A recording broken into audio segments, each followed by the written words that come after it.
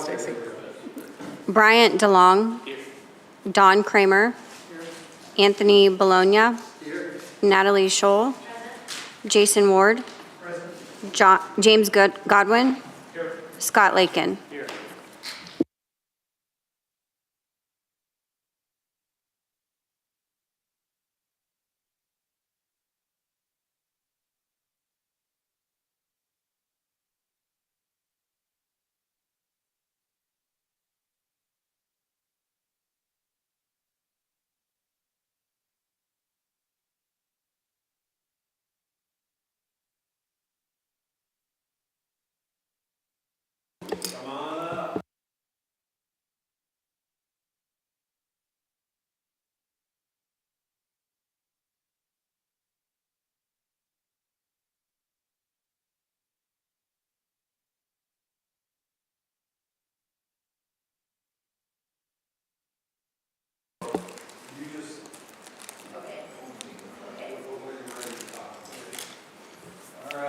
Also, Chair, we did not receive any public comments online. Yes.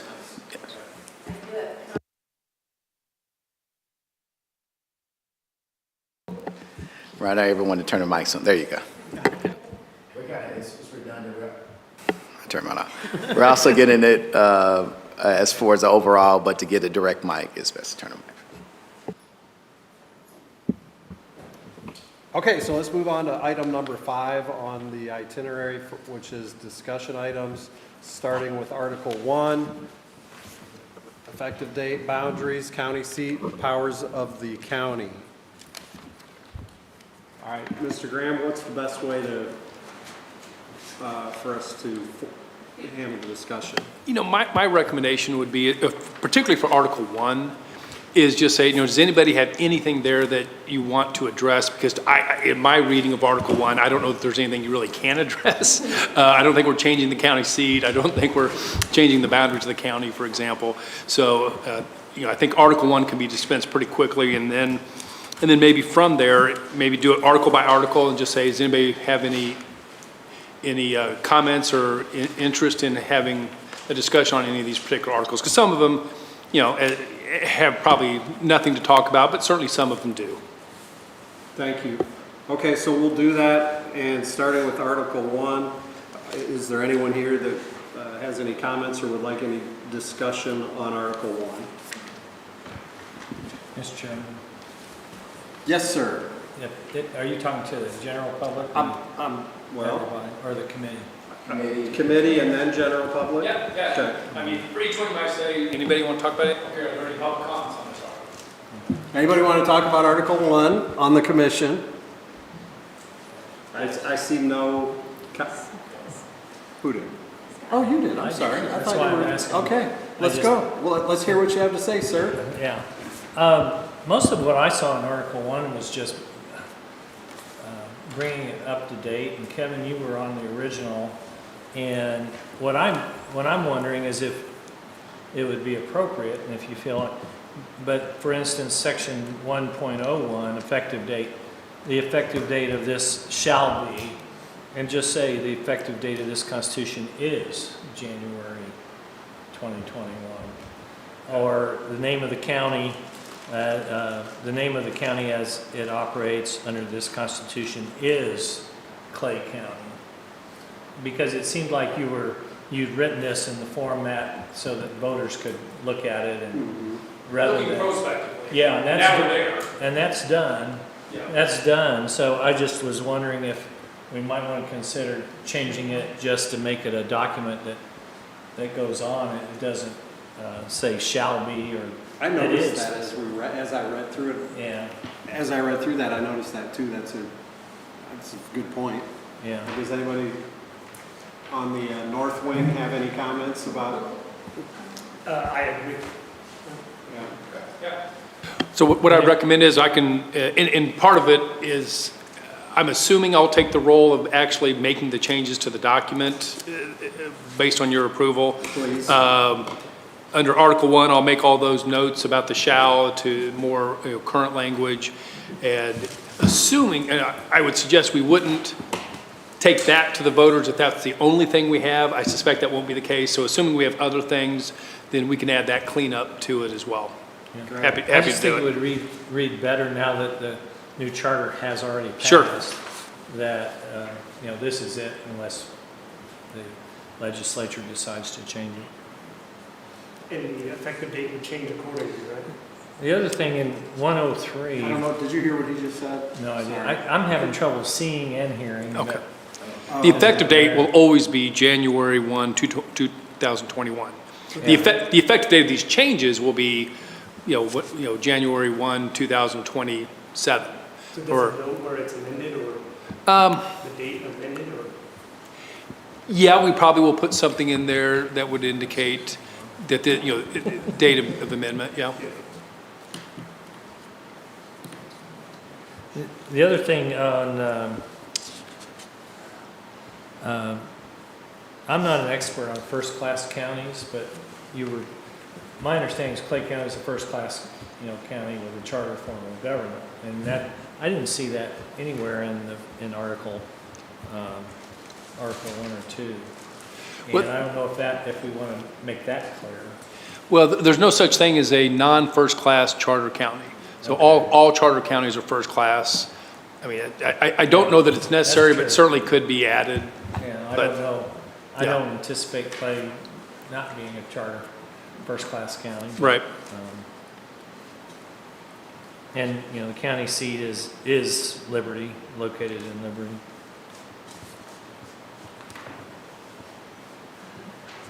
Okay, so with that, those amendments. Those thoughts, yeah. Does anybody else have any comments on Article 1? Okay, I don't see anyone indicating they do. So at this point, I'm going to ask whether any of the public has anything that they'd like to offer with regard to that article. Not yet. Not yet? Thank you. Okay, thank you. I think very special. You are. All right, so let's move on to Article 2, County Commission, and I'll open that up for, among commission members, any discussion or comments, please.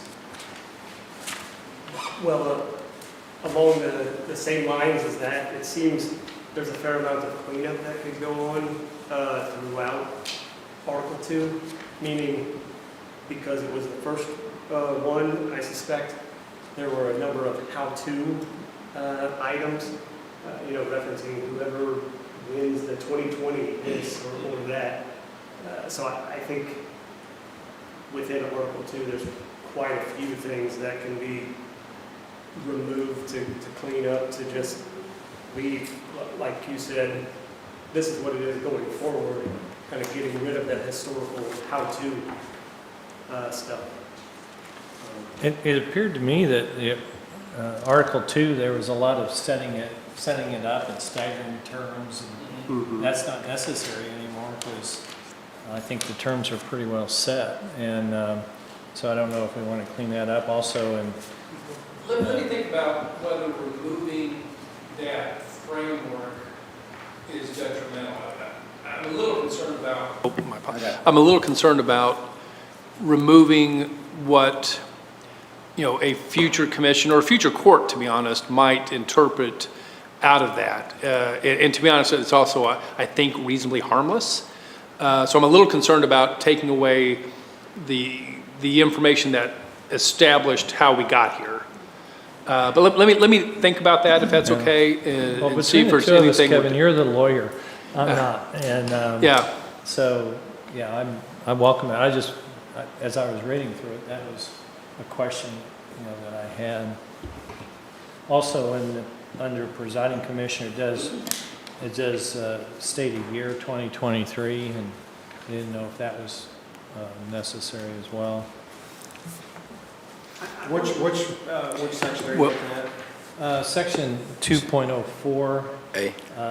Under A, and I think it's the first sentence. Current presiding commissioner shall remain in office until a successor takes place on the first business day of January 2023. Again, I think it relates to what Kevin's talking about, of how we got there and that kind of thing, but when you start putting years in it, it can be confusing, because obviously it's not 2023 anymore. So is that something, Kevin, that you'll? Yeah, let me look, again, I want to see if that's worth, if we're doing more damage by removing that foundational information from the document. So I'll take a look at all that kind of I stuff. wonder, should we start and say, are there any questions on 2.01? Well, I was gonna ask that, do you wanna take them one individual Yeah. subsection at a time? So, Yeah. I think that makes sense, but Yeah. I'll leave it up to you guys how you want to tackle Good with this. doing it that way? Yep. All right, so let's just start with section 2.01. Commission comments. I don't see any, we'll move on to 202, which is composition. Any- Yeah, 202, the first sentence says, or the second sentence says, there shall be 2 districts created. They're not to be created now, right? They're already created, so I don't know Correct. if that falls Yeah, so into- I'm looking at that, I will take that as an ongoing review issue, kind of the prospective language that was done in 2020 versus where we are now. I'm happy to do that. And then Thank you. also in 2.02, so when it's listing the members of the commission, right, we have B, Eastern District Commissioner, C, Eastern District Commissioner, D, Eastern District Commissioner at large. So that reads to me like that's an Eastern District Commissioner, right? When the reality is that's an at-large commissioner. It's a commissioner for the whole county that Yep. is coming from the Eastern. Correct. So I guess my suggestion would be that the name change to at-large commissioner dash Eastern. Because it more represents what the person is, right? It's not a commissioner for the Eastern District. It's a commissioner for the total county, just coming from the Eastern District. And so then that same comment would apply to point G, where it's called a Western District Commissioner, when the reality is it's an at-large commissioner coming from the Western District. Thoughts or comments on that from the commission? So what would your suggestion, you said at large? How would you, I think he's asking how would you word Yeah, that? yeah, so, for example, point G, where it says Western District Commissioner, it would say at-large commissioner, At-large meaning commissioner, okay. for the whole county, Dash dash west. Western. And it wouldn't say, I mean, we don't need to say Western District, because the other ones just say seat 1, seat 2, right? So, but at least when I read it and bounced it off a few people, that it seemed to clarify that that person represents the entirety of the county, not just that district.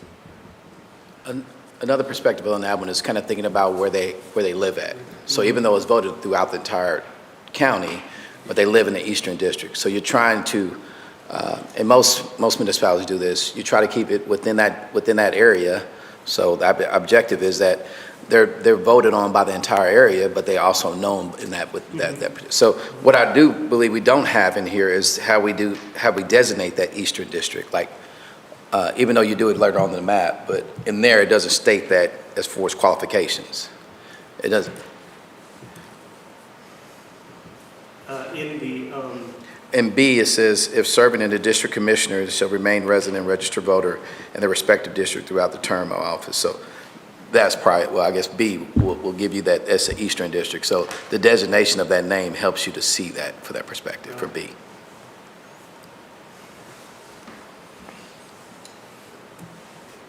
Kevin, if we want to address changing that, once it's brought up, is that something that we should, as he's done, say, hey, here's what I'd like to, how I'd like it to look? Yep. Do we want to throw that up for vote as we're going through, or are we going to talk about those changes later? Or? I would probably suggest it makes sense to do them as you go. And often, I I would try to work from just consensus. Is there consensus to do this? Because at the end of the day, there's going to be a vote. That you don't necessarily need to have, 20 votes a night. If there's something that's really, well, I'm not quite sure, and it's really close, you might end up taking a vote. But if there is consensus, I would say, take your consensus, make the note, move on. But then at the end, 2 months from now, we'll be doing a vote that will incorporate all of that. That's right. So do we need a motion from whoever has the suggested amendment or change? And then is there, do we have consensus on that? That's probably a good way to operate. Okay, so do you want to would you like to put your recommendation into a motion that the commission can then, we can see whether there's a consensus from the commission? Do you mind doing that?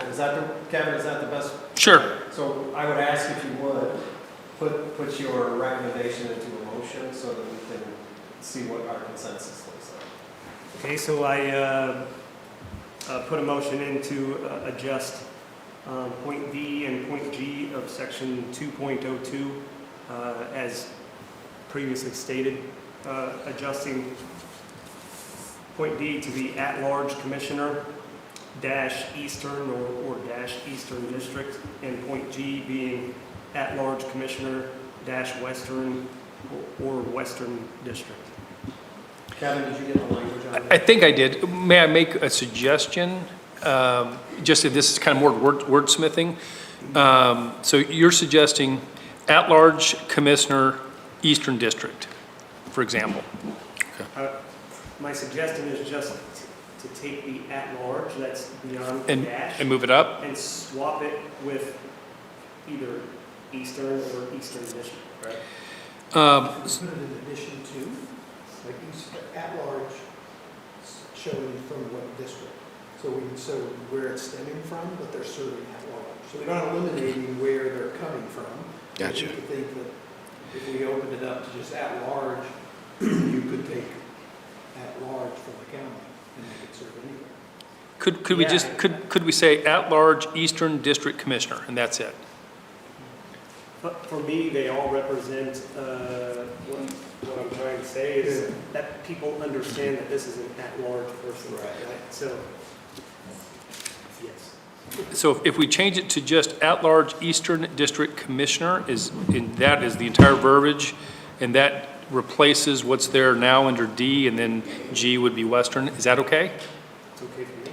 And the reason I ask that is because I like keeping District Commissioner as a term, because the term District Commissioner exists elsewhere in the document, and we'd have to replace it multiple times if we changed the title of that. So right now where D says Eastern District Commissioner dash at-large, it would become at-large Eastern District Commissioner. And essentially the same would follow for Western with the word Western inserted. Agreeable? Are you okay with that? For me. Okay, I mean, it's your motion, so if you can adopt that as your motion, then you guys can decide if you want to adopt that. Is that good?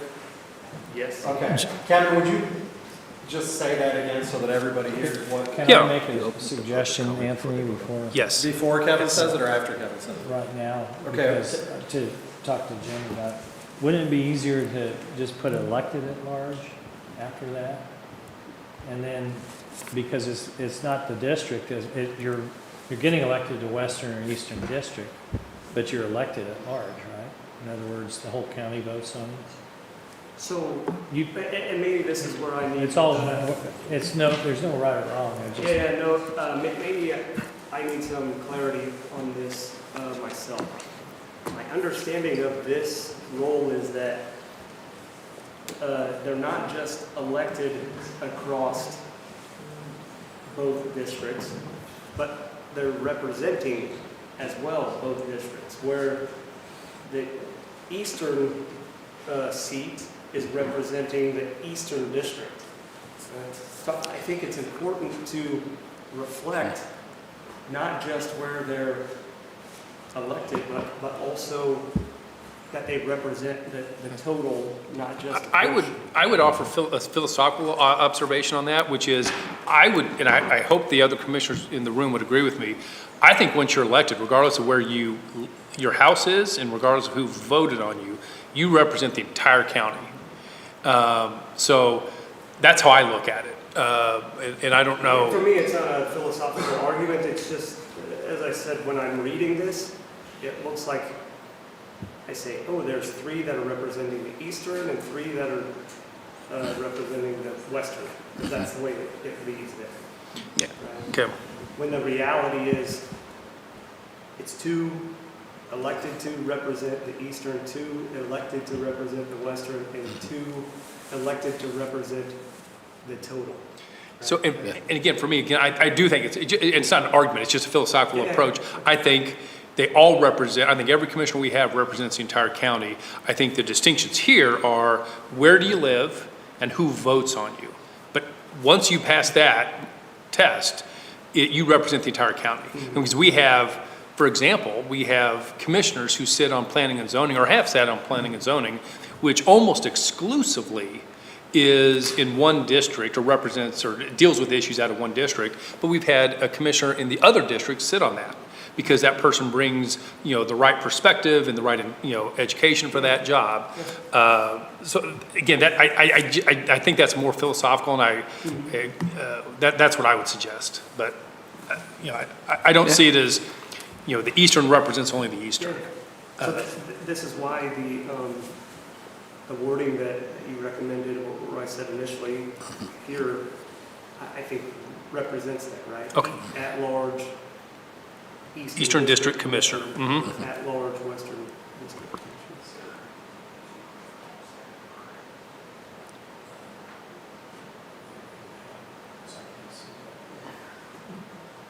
Kevin? Yeah. This is, do you mind closing that?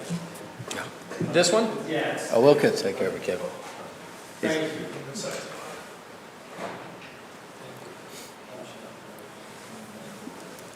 Are you sure it wasn't my head? Trying to be nice. Trying to be nice. I shave every day. Make sure. Appreciate that. Yeah, just a little bit. Just a little bit.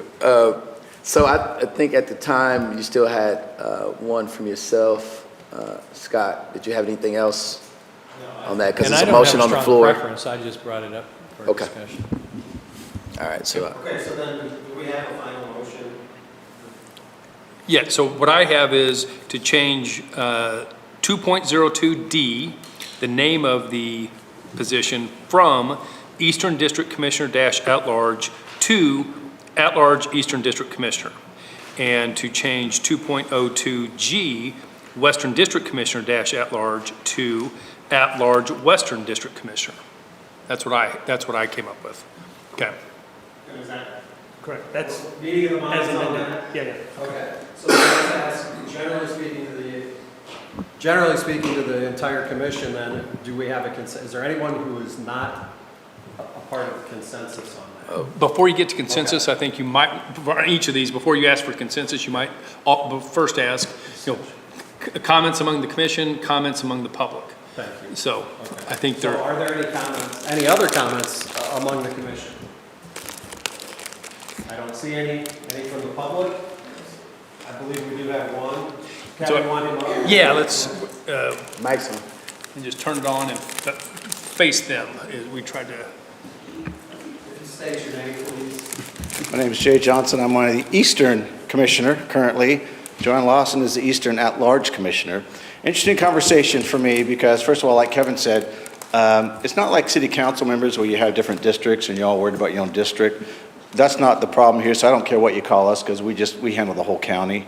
But nonetheless, I've always considered this to read exactly like it does read, that Joanne was elected at large but represents the Eastern District. And I always considered Jason Withington, who was elected at large by the whole county but represents Western. That was always my interpretation of the Constitution. I may be wrong on that, but that's how I always interpreted it. And they just happened to be elected by the entire county, but they still represented whichever district is in the Constitution. But again, I don't care what you call us, it's the same thing. Thank you. Commissioner, do you have any thoughts about the proposed language? You okay? Okay. Anybody else? Was there other comments? Well, for me, so then if that's the case, then what's currently written is correct. So are you withdrawing your motion? Well, it comes down to what's the understanding, right? Right. What, per the Constitution, is the understanding? Well, I can tell you, clearly, the Constitution as written does not say if you are the Eastern District Seat 1 Commissioner, you only represent the interests of the Eastern District. Right? It doesn't say that. And similarly, I guess, it doesn't specifically say you represent the interests of the entire county. So in the absence of that, in hearing this conversation, I guess I would suggest each commissioner will decide who they think they represent, and how they wish to exercise what they've been voted on to do. But when we vote on things on a Thursday evening, it's, my view is always that they're voting on a countywide issue, whether it's a contract or a law enforcement issue or a zoning issue. There's one vote and it's coming from Clay County, Missouri. So. So does the motion remain on the floor? Yes. It does, okay. Anyone else on the commission have any other comments? I'll just say, largely I'm fairly indifferent on this. I think the way it's worded, I find it to be kind of fairly clear, I guess. And I think it does really lay out for election purposes just kind of what's and what. And I'm not sure if the change is necessary, but I understand where you're coming from. I'm indifferent. So, So I'm going to ask the commission at this point with regard to the motion that's on the floor, whether anyone is not in consensus on that? Yeah. So I'm going to assume we have a consensus unless someone says otherwise right now. All right. okay. You ready to move on? Just a quick question you might want to address. Is everybody okay with 7 members? I mean, it's a foundational issue that we spend a lot of time on. Is there, we have 7 commissioners. Nobody wants to take any away or add any? Okay. Is it not working? That's not for me to say. I think yes, but that's, Do any of the members of the public that are here think that the 7-member, the 7-member formation is a problem? Okay, I don't see it there, and I'll ask the same of the commission. Anybody believe that it's a problem? Okay. All right, so we're moving on. Section 203, I'll put it to the commission for comments. I see none. How about the public? 203. I see none. We're going to move on to 204 unless Kevin says. no, that's good. Okay, Yep. let's move on to 204, terms of office. To the commission, any comments? I see none. To the public, any comments? I see none. I guess on the last section, if we're going to change the commissioner title, you'd have to change The title, yeah, Oh, so, the title. yes, so that'll follow through. I will make that same change, yes. Sorry, the previous motion regarding the title for the at-large commissioners, that would have to be changed in this section as well. So, Okay, and Kevin said that he would make sure that went Yep. throughout. Yep. Okay, great. So we're going to move on to section 205, term limits. Are there any commission members that would like to open that to discussion or have comments on that? I'd like Scott? some clarification.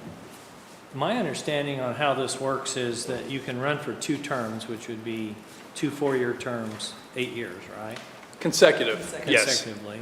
And then you lay out a term, and then you can run again for another Yes, consecutive 8 years? or you can run for a different office immediately, is how I believe it's, yeah. And you are limited by a So if you grand, move, or you want to run for presiding? Yep. instead of- yep, Okay.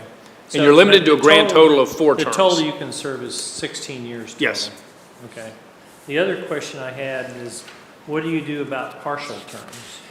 Well, trying not to, yes, I mean, it's a Do they legitimate count as a question. If you serve a year and you have to resign because, I don't know, you got to take care of your mother or, whatever, some personal reason, and you lay out, and you only served 2 years, Yes, does that count as a full term? I would say no. So the word that we use is serve or serving. Okay. So I would interpret that to say you got to serve the term. Now, if it were changed to elected, that you could only be elected to 2 terms or 2 consecutive terms, that would give it, in my opinion, a different meaning. So to answer your question, if somebody resigns, serves 2 years, resigns, and then comes back and runs again, I don't think they've served a 4-year term. So they could run, or they could serve more than 16 years, right? Good. If technically. They want to game the system, maybe, yeah, Depends on what side you're on, whether you're gaming the system or not. yeah. But I'm trying to think it through on, how this is interpreted and if we can make it clearer to clean it up a little bit so people don't game the system. I don't know. I mean, you could put in, if that's your concern, probably the simplest way to address that would be something language that says, in no event shall a commissioner serve more than an aggregate total of 16 years. Something like that would give a definite total number. So if somebody was doing a little here and a little there, I think that would, something like that could ultimately address that. Yeah. Part of our job is to play devil's advocate, that's what I'm trying to do. It comes up, it's rare, Yeah, but it could be a situation that comes up that we need to determine whether it's worth addressing or not. So I had a question too. If you served 8 years as Eastern Commissioner, could you run then Eastern Commissioner at large? Is that still? Yes, I think that's the Since right. it's a different I think that's the right seat. Okay, interpretation. That's what I was wondering. Yeah. Thanks. Did everyone hear that? Okay. So that means you do not have to sit out for the 1 year. You can just go back and run for the Eastern. Okay. Scott, did you have any, How often have any you proposed seen changes or someone have to be thoughts? assigned to fill out a term? Yeah. Not often. There's not any right or wrong, it's just, and it is working. I mean, like what John is doing right now. Unique situations. He got elected, is in the middle of his term, is going to run for a different term. If he wins that, I would argue that he hasn't served that first term. Thank you. Thanks for bringing that up, Scott. Is anybody on the north half have comments or thoughts about what you just brought up? No? Okay. Then I'll open it to the public. Oh, is this it? Okay, come on up.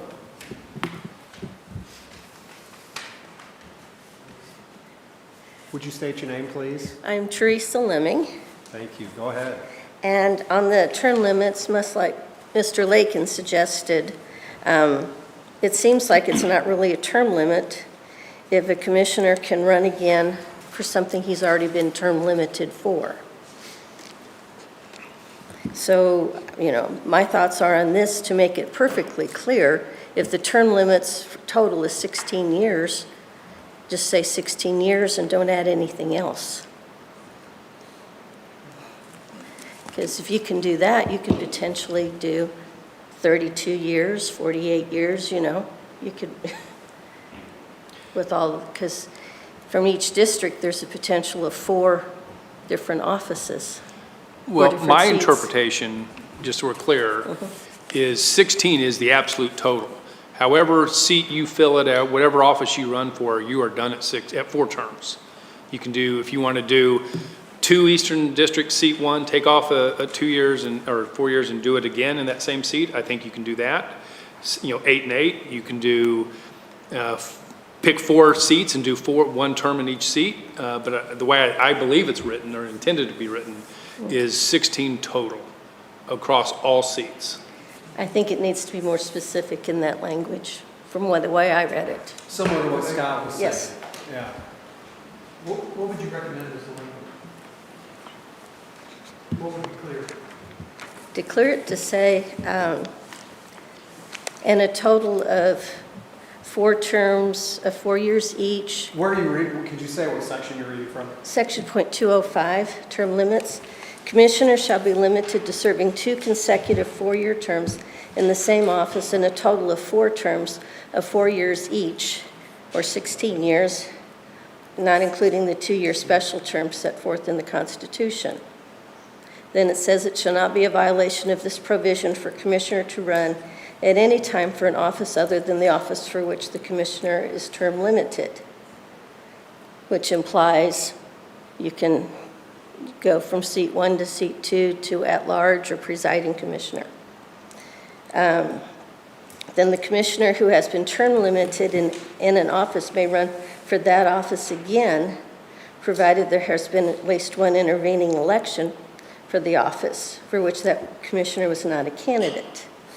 So in your first 4, the way I read that, if you do, the 8 years in seat 1, then you can do 8 years in seat 2, and then you can go back and do 8 more years in seat 1, and then 8 more years in seat 2, which at that point in time, you can get rid of the heading of this term limits because you can go on ad infinitum, the way this is worded. Kevin, is that?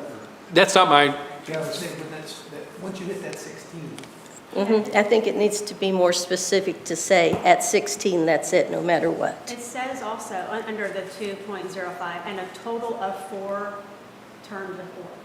So that says to me it's 16 years, a total of. yeah. But it does say, You could add, it shall not be a violation of this provision for a commissioner to run at any time for an office other than the office for which the commissioner is term limited. Right, so that makes it sound like, Yes, You can go beyond. yes. okay. I was interpreting that as you could run for another office. yes, As a commissioner. that's, You could yeah. run for mayor, you could run for Oh, senator, you okay. could run for, No. we're not saying your term limited now forever, it's just for that one. I agree. So that's the way I interpret it. Yeah. Mr. Chair. Yes, sir. I think that it would, there would be should be some consideration just having a blanket statement that says you can't, because what we're doing is we're talking about the office versus talking about the legislature. So if we switch it and say you can't serve more than 16 years in the legislature, that covers all these other offices. The way it kind of reads now, you could serve 8 years as a, in-district person or an at-large and then run for presiding and serve another 8 years and then run for another office. But a blanket statement just saying tied to the legislature, not tied to the office, would help clean that up, saying, now I will tell this story real quick. I filed in 1992 for the state legislature, and 2 weeks later, Missouri put term limits on the ballot. And I didn't know if there was a correlation there or not. But I didn't really care at the time because I wasn't planning on serving more than 8 years in the House or Senate anyway. But when I saw the effects, and I know there are people in this room that would totally disagree with me, but I think we have term limits. It's called elections. And if someone's doing a really good job, you kind of hate to lose that institutional knowledge and that person doing a really good job. And also, the studies have shown that it affects the staff because they don't like the uncertainty of not knowing, who they're going to work with and that kind of thing. So I just think that there is a good case to make saying if you want term limits, 16 years total in the legislature, not in the office, and that would clean a lot of this up. Did you happen to put proposed language in your notes that you would mention? The what? Did you happen to put proposed language in your notes? Oh, no, when I you never do mentioned that. I never do that. Oh, okay. You're the wordsmith. aren't you? Oh, yeah. Well, does anybody have a thought on whether they want to try to make a change, and if so, specific verbiage for the change? From a structural perspective, could you not, if we like the idea of the change, and then add it as old business next meeting as well on some of these to give folks time to We could. think a little bit. So we don't have to wordsmith it all right here as we sit here in the meeting either, Absolutely. I as think long as we have a general idea. And then everybody wants to bring back noodle for on that more one, maybe? formal- What's that? We want to noodle on that one a little bit, maybe? We want to put that one on, yeah, table. I was gonna say there's some. Or Well, do we I have- guess let's figure out what the do general we have- consensus is though. Is it 16 years total? Is that what we're looking at now for just the I think so. Is everybody on board that there ought to be a 16-year mention, and we just need to, I'm good with the language as as is? is. I'm good with as is. Okay, anybody else have thoughts on that?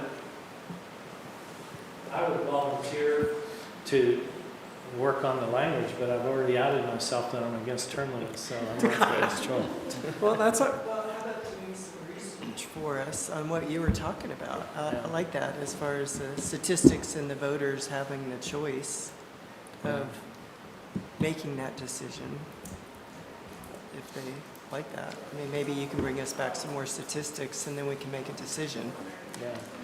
all right, so my thoughts, unless somebody says otherwise, would be, let's table it, let's let Scott graciously do a little research and bring us some language, Don't you like the way and it we'll works? talk about it next meeting. Yeah. Is there a consensus on that idea?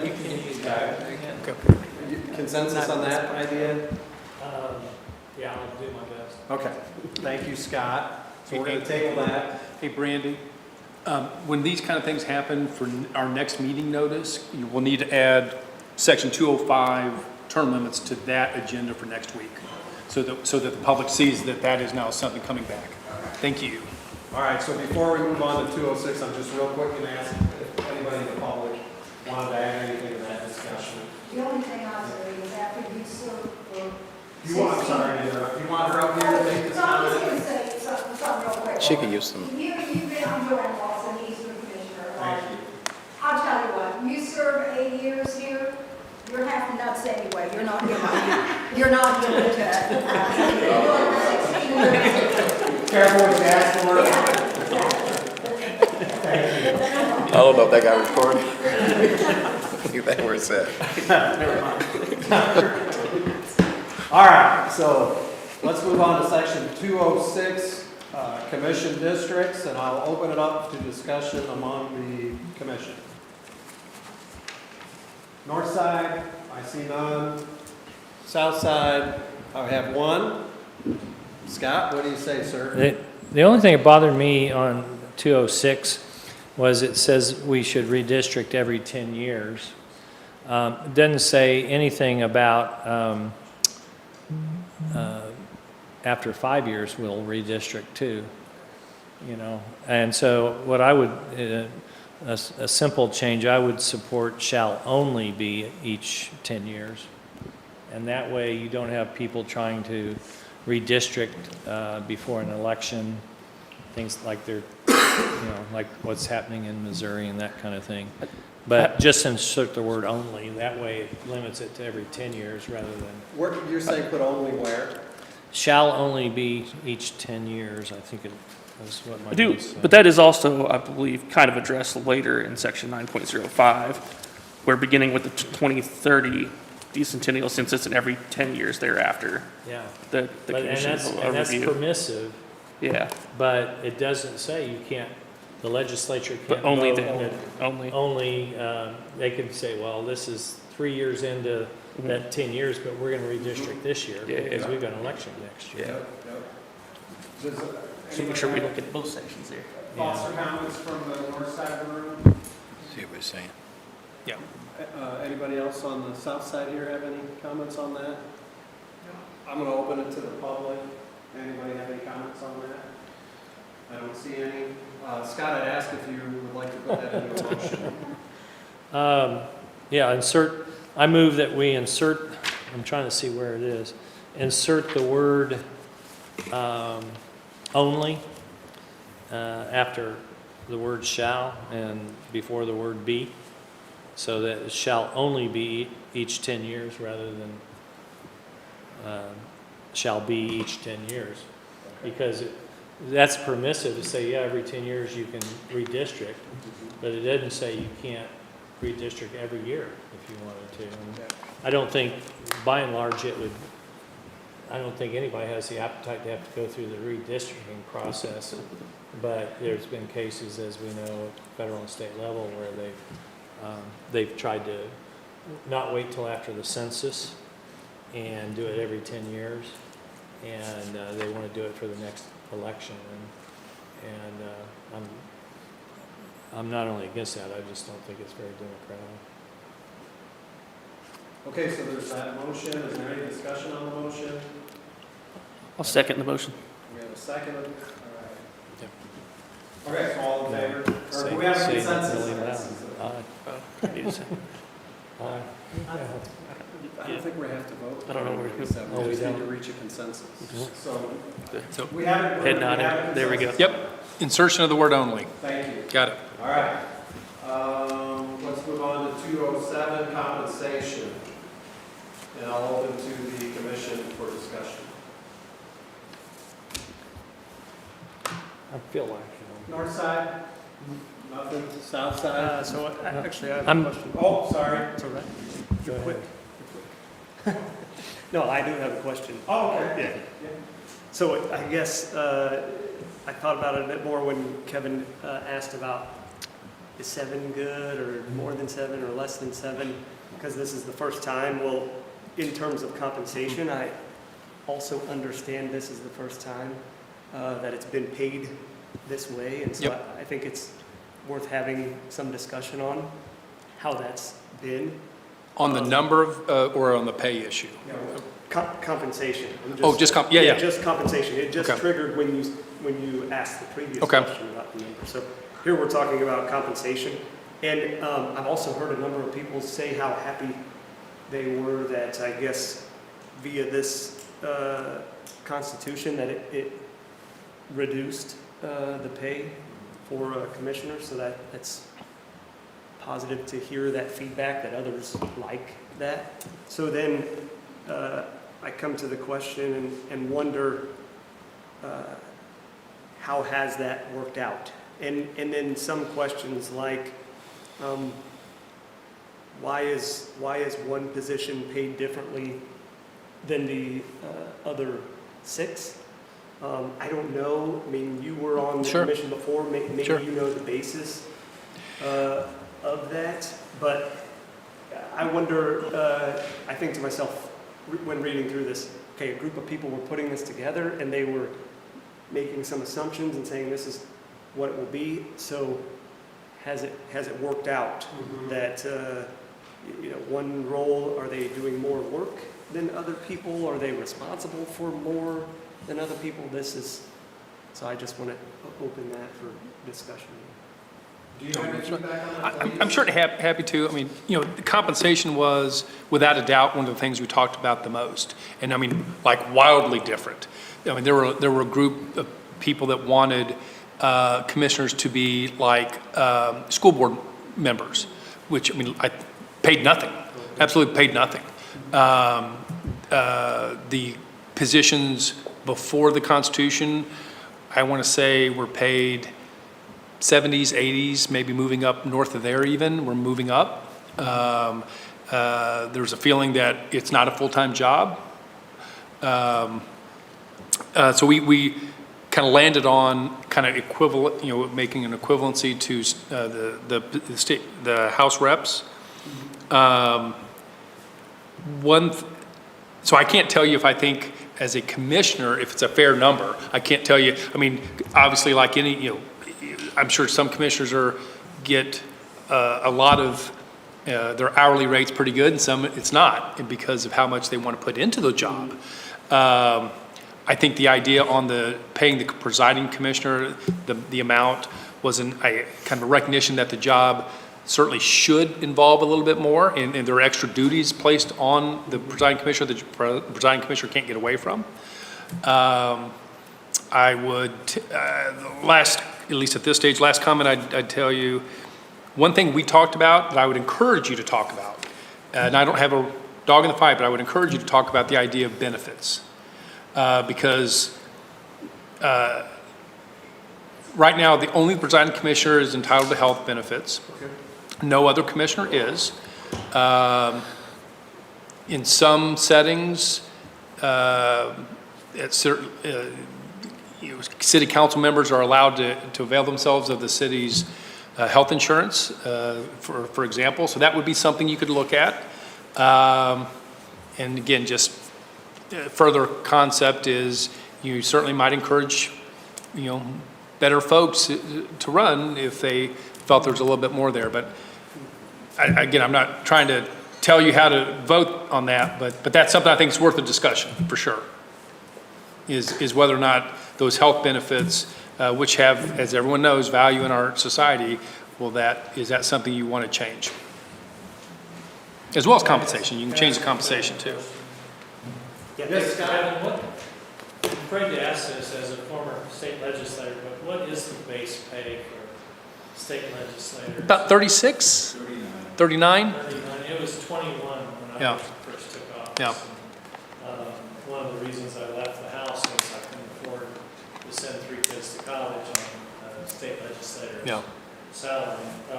I'm not all hung up on the compensation. I do agree 100% with you on the benefits. I didn't understand why the presiding commissioner gets to participate in the healthcare plan or retirement plan, which is, the current presiding commissioner, I'm sure, is on Medicare, not taking care of, not taking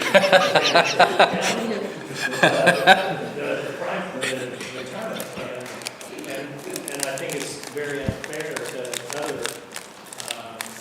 other people serving in pretty much the same capacity to not be able to participate in healthcare, and especially as hard as it is to get healthcare now.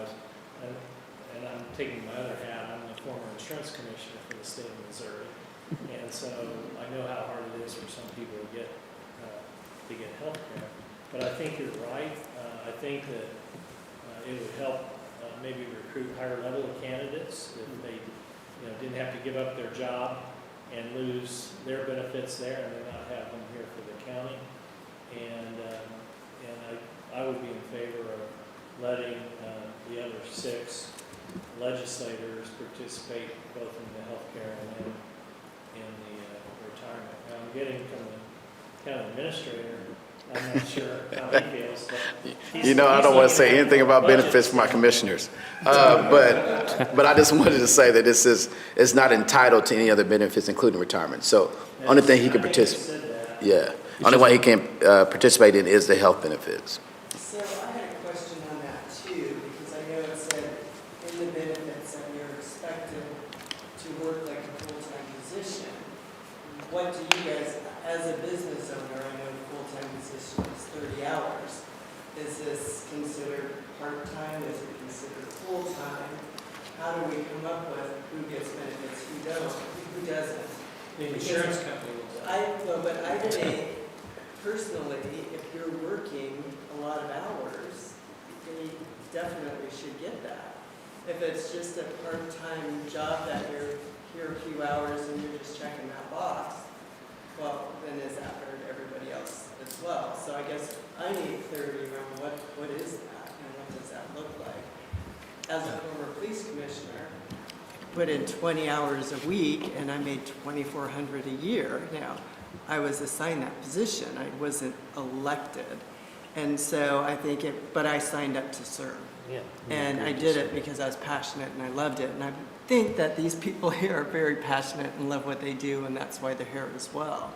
So I guess I would need clarity around what does that look like, and can we make that more of a full-time position for them to get them those benefits? Or Well, from an how's HR that standpoint, we can code it correctly depending on what you guys do. That's not a problem. I mean, it'll get coded appropriately. We have ways, at the HR department, they will get that accomplished.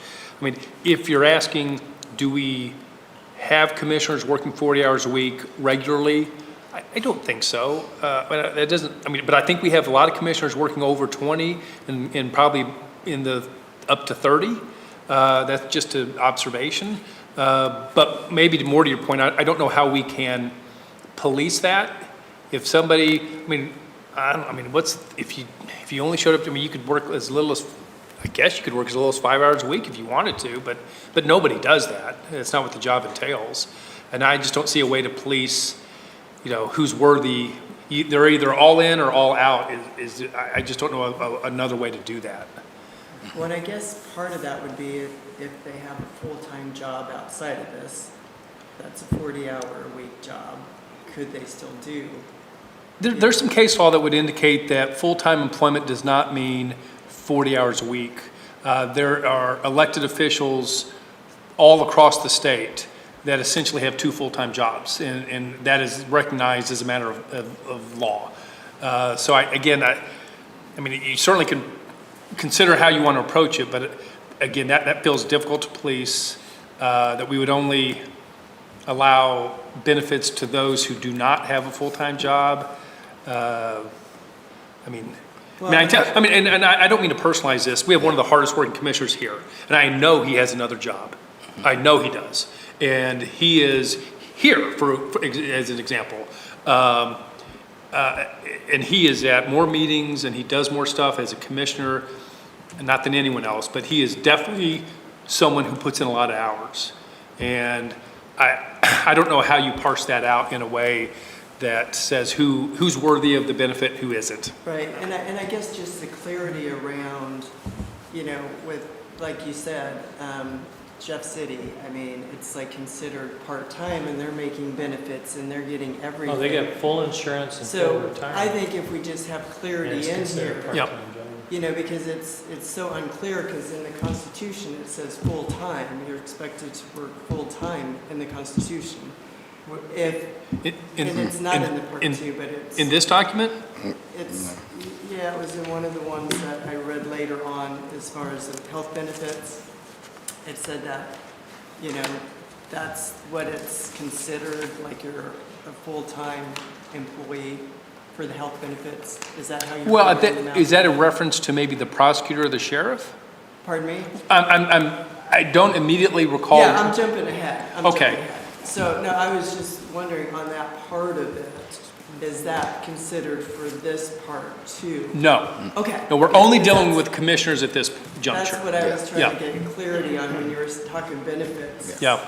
What that meant, because I'm like, well, because I know a lot of people, it's like, I have a full-time job, you're passionate about what you do, you're great at what you do, and you put the hours in. And I think these guys are doing that, and they need to be paid accordingly with the benefits and everything as well.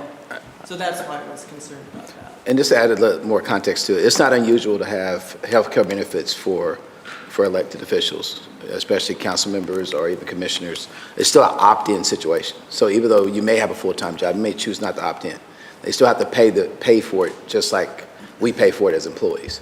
So it's not Right. we do have several options as employees. We have the one option is a free option, which is a high risk, high deductible insurance. But there's also, on the back end, you gotta figure out what you wanna do on that end. So for the most part, it's not unusual, and it is still something they will have to pay for. But I don't see it not being a bad benefit either way. I'm just saying that it's not an unusual situation. But So currently, right now, they're not receiving them. based off no, they're currently not. Just the presiding commissioner is getting the health. And I'm not sure if he opted in or not, but he's had the opportunity to opt into it, yes. So is that something that would be easy to change, or?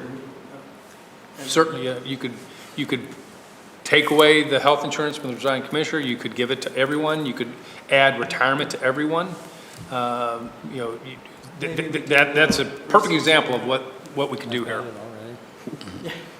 Scott will do research on that one for us. No, we need to spread the research out. I work at Jackson County, and 3 years ago, I was Director of Revenue for St. Louis County. And like 3 months before I went to work in St. Louis, I was eligible for Medicare, and I signed up for it. And I got over to St. Louis, and their county healthcare plan was so rich. The guy that I work with to do my supplement plan for Medicare called me and said, my first recommendation is you fire me, because this is the richest, especially government plan I've ever seen. And so I dropped my Medicare supplement and took the county plan as my plan B. And it was great. It was great. And 11 months later, I resigned because I was missing 4-year-old granddaughter's birthday parties, and so I came back. And I will tell you this, the only thing harder than to unenroll in Medicare is to enroll again after you, the first calls were, are you sure there's not an unscrupulous, agent trying to get you to drop your plan? No, I'm former insurance commissioner, I know what I'm doing. And then, but when I came back and tried to enroll again, then they were like, do you have any other payers? Is this a workers' comp claim? Is this the, and so we got it finally straightened out, but I'm just telling you that from a fairness standpoint, I think it's important that, we treat all the elected legislators the same. I don't have a problem with the 12,000 extra because presiding commissioner has a whole A through J in addition to, what they're doing.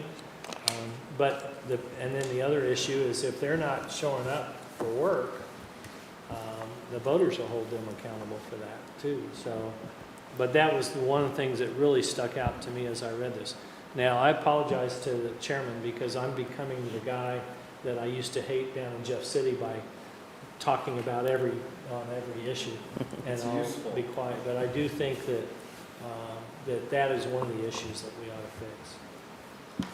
And Kevin, can you get us a price on that? And then, because I think that would be, city council, they probably work as much for, Kansas City, and I know they've got all the great benefits. You say price, you mean from our Like HR to office, add how it much, for how much it would cost? Yeah, yeah. Okay. Maybe, Because I think It won't be maybe, much.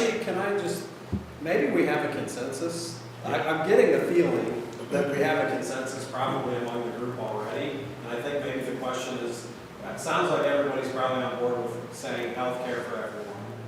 The question then would be, how about the retirement? And do we want to get retirement included in that? So maybe if you all think it's appropriate, we That one I will have to get some information on. to the retirement. If I'm correct about the consensus on the healthcare, then let's see where we are on the retirement. But right now, there's no retirement benefit across There's the no board. retirement That's benefits. right. Okay. And I So probably can add you a little bit of context. We have Missouri Loggers is which we go with, which is typically takes a 5-year investment. So most terms are 4 years. So that's probably one of the situations. It is based off your income because we don't have our own. We're not a self-funded pension program. So that might be part of what they were thinking about at the time. Not unusual to do retirement, but I'm thinking, I'm not sure what you guys went through at the time, but that's probably what they were thinking about when it comes to retirement benefits. And we also have 2 tiers. We also have the SURF, which is a county driven one as well. So that might be something too they were thinking about. Yeah. And the vesting would, if you went that route, the vesting would require somebody essentially to do 2 terms. So you wouldn't ever vest off 1 term. Scott, do you have any thoughts on the retirement aspect? I'm in favor of retirement. I told my wife when I got the job at Jackson County, I said, if I stay there 5 years, I get vested in another retirement. She got all excited, and I think if I were to die in my sleep tonight, she'd will me in until I got my 5 years in. But I just think from a fairness standpoint, you're asking legislators to give up their time and work real hard. And, the health care I don't think is that big a deal because the insurance companies want bigger pools to spread the risk. And I think the retirement is kind of the same way. They're putting money into it as well as matching, I'm sure, by the county, but I don't think it's that huge of an expense. What's the vesting on SURF at this point? SURF, 8 years. 8 years. But we have a 0 requirement from our employees. So it's 0 investment from employees and all in the county. L6 with the Missouri Loggers. We have. Yeah. I have a quick question. So if a commissioner has been in 4 years, they're doing the retirement program, they don't get reelected after that 4 years, but they haven't put any money into it? If they haven't put, I think the way it works is, if you've put money into it, you'll get Depends it on which back. plan you're partic- Yeah. And if you haven't put any money, you. Okay, so if they put money into it, they'll get it back? Yes. If they don't get reelected? Yes. Okay. Yeah. Kevin, do you put money in the lockers or not? Well, it's been on the plan. We have the plan where you don't. We have zero Okay. contribution from our employees. But others have plans where you get 2%, 4%, or even of contribution. It's depending on which community you work for. So Clay County Has is zero. There's no investment from the employees, but it still requires 5 years for you to be vested within it. And then from there, it'll be based off year. Do we have a consensus on allowing an addition of loggers retirement as well as health? So they wouldn't be eligible until their second term. Right.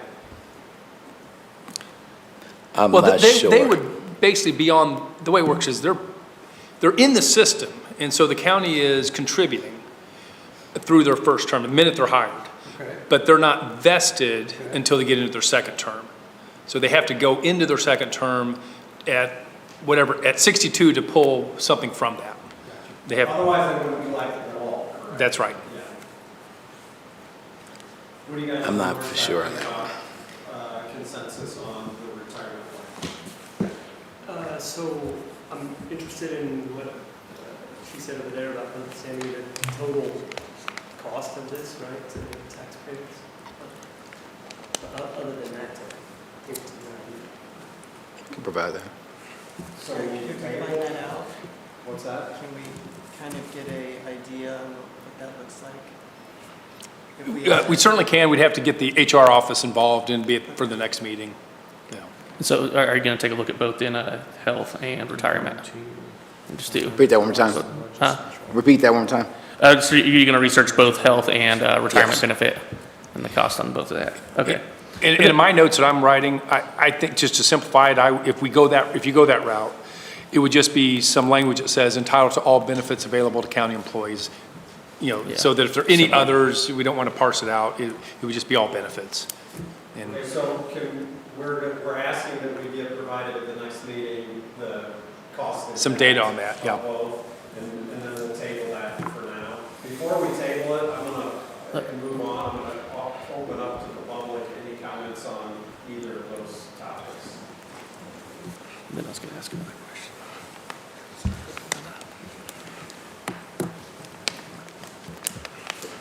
Again, Jay Johnson, Clay County Commissioner. First, I want to apologize. I should start off my last comments by saying thank you. Thank you to all of you for being here. I know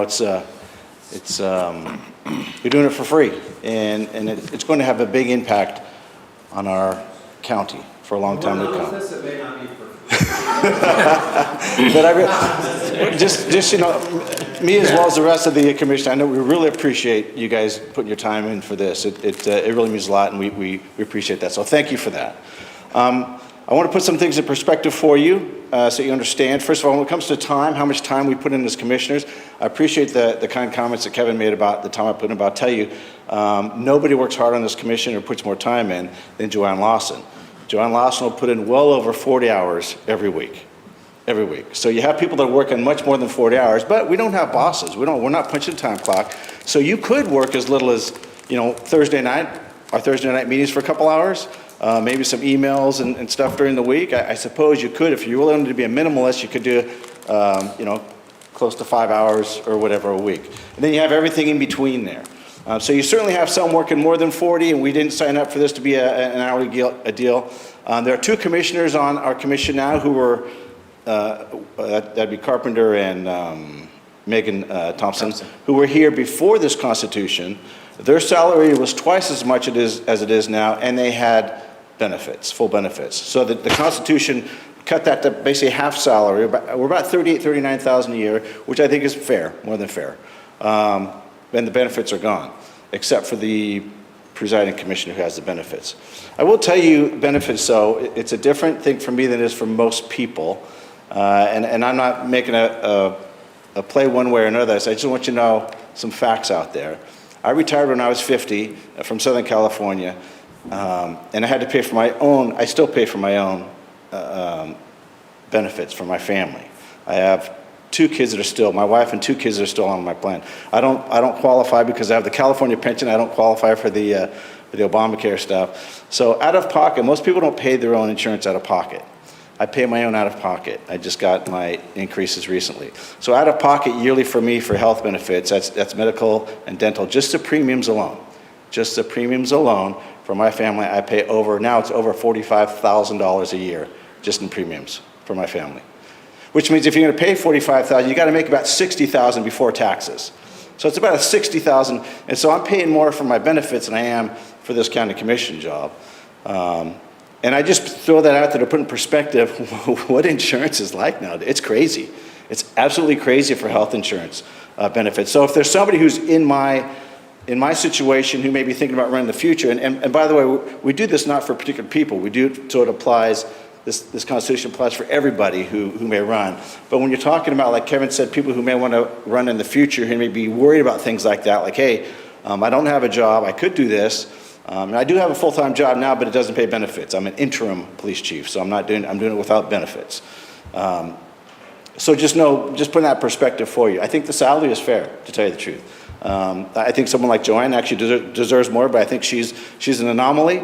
I think most of us don't put in over 40 hours a week on this deal, and I think it's fair. $38,000, $39,000 a year is fair for the amount of time to put in. You can still have a full-time job aside from that if you wanted to, and I know a couple of them do. So it's just putting that in perspective.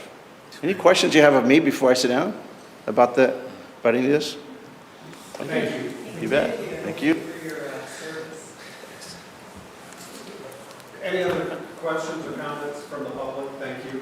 And then any other from the commission? I just had a question about the $12,000 additional compensation for the presiding commissioner. Where did that number come from? $1,000 a month. Okay, that's okay. I mean, nothing magic. So that, when does the House of Representatives consider their own pay raises? Do they do that every session or whenever they want? Okay.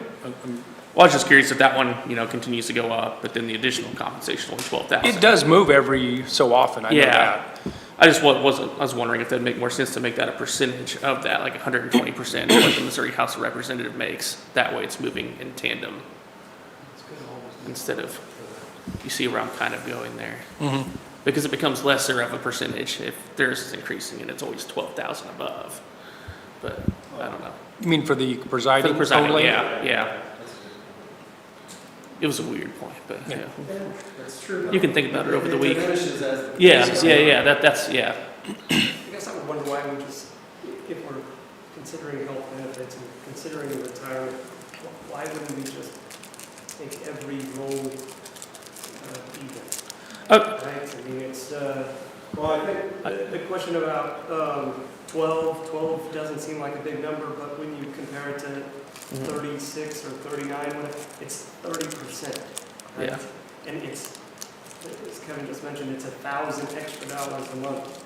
Yet we hear that people are pouring in 40 plus hours. So, kind of like Scott, so my question is, why wouldn't it just all be even? Either all 39 or all, split the difference, or I think Scott kind of hit the nail on the head on that one when he mentioned, it kind of referenced in the document that there's a lot more, there's a not insignificant number of additional duties that position is charged with versus the rest of the crew. But I wonder about additional duties versus time, right? Like line items on a paper are one thing, but time that people are putting in is something different, right? I want to throw that to given who's here tonight, to the public sector to see if there's any comments from anyone on the difference in duties. And I would take it back to even, my days with North Kansas City. Go ahead. Doing, serving as both a council member at one point, then mayor later. There did seem to be a significant increase in just demand for time, just demand for everything when you take that chief elected official role. Because, whether it's an emergency where you're more on call for stuff, it never really seems to stop and you're never really off the clock ever. Whereas a council member, you get away with a little bit more, you're showing up every 2 weeks to meetings, you're preparing for that, and that's kind of the beginning and end of your time there. Obviously, everyone's level of constituent services differs.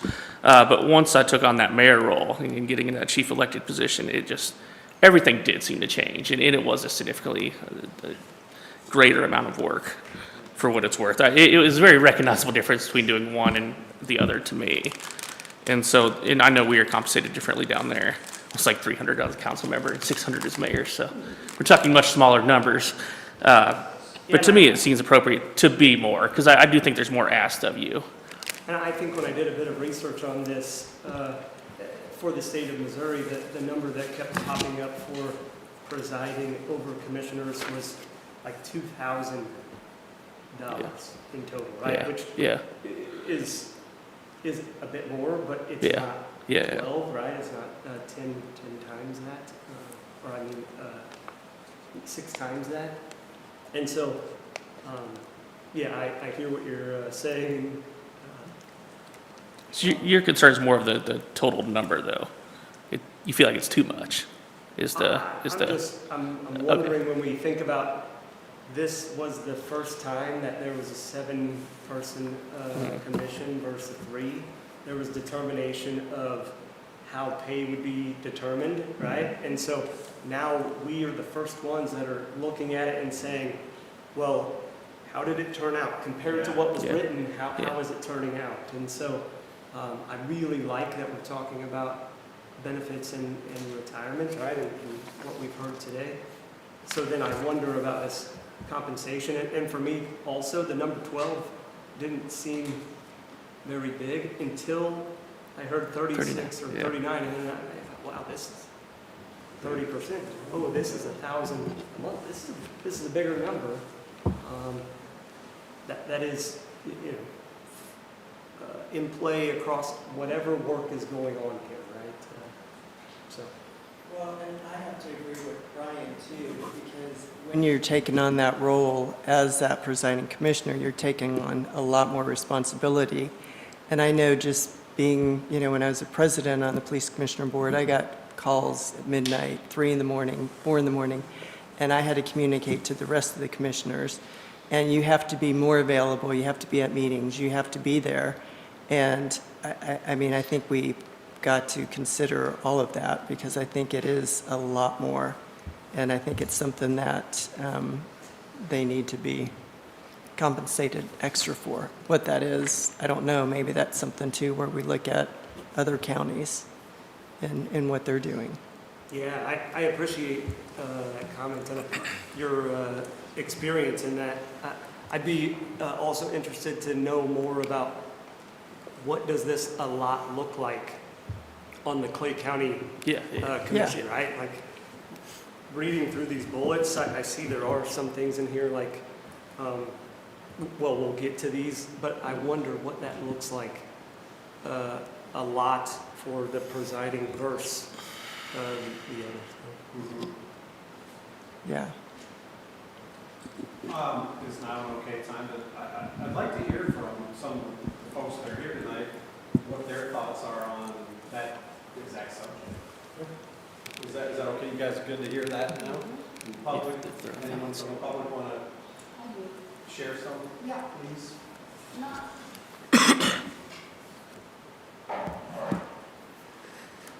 You know, I don't want to take anything away from our presiding commissioner, but I know I'm at every meeting that he's at, most likely, most of the time.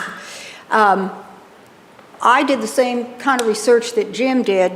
I looked at a lot of counties that were comparable counties to ours as far as size and that type of thing. And I also noticed that it was a couple thousand, 4,000, something of that nature. It wasn't quite that jump, that high percentage as it is. I know, and I'm not patting myself on the back, but I know how hard I work. I know how many people call me to get roads fixed, to whatever it might be. I'm always available, and I always call them back and do whatever they ask me to do. And I just feel that I do not feel that that high of a percentage to one individual. Yes, he has to go to the road dedications and he speaks. I go to the road dedications. I do everything he's doing. You know, I may not belong on some of the boards that he does, but I serve 2 high-intense boards that I sit on, as well as my regular duties. So I don't begrudge him that extra, because you're quite right. He does have to go to more things than maybe I'm obliged to go to. But nevertheless, that's a huge difference between our salary and the extra that he gets. So I would like to see it come down. I'd like to see, you know, $4,000, I'd have no problems with whatever. But we're talking about now providing insurance and retirement benefits. I don't need the insurance, thank God for AT&T. When I retired, I got great benefits. So that doesn't happen to everybody. So there may be those that need it. And so that's all fine and good, and I appreciate all that y'all are doing and how you look at your responsibility and the respect that you have given us. So that's the only thing I have. I just feel like that would be more in line, would be around $4,000 versus $12,000. So just a thought. Oh, I'm sorry, go ahead. Question, Joanne, I'm sorry. Thank you for what you do and all the time that you put in. That's awesome. Looking forward, whether it's somebody different, do you look at this as somebody different in your seat, let's say?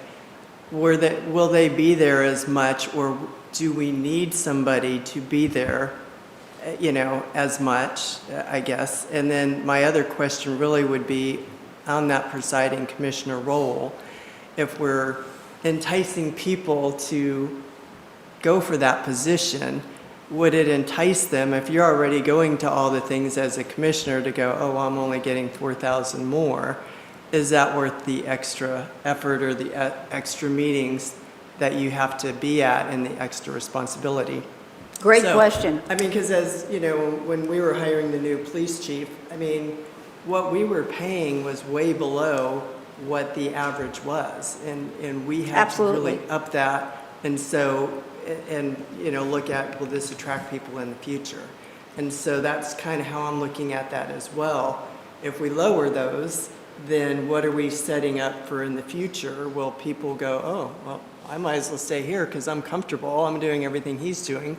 Or, you know what, that's worth it. It's worth stepping up for that extra responsibility because I'm getting paid for it.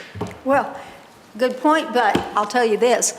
When my husband sat on the commission long ago, the salary was way up there.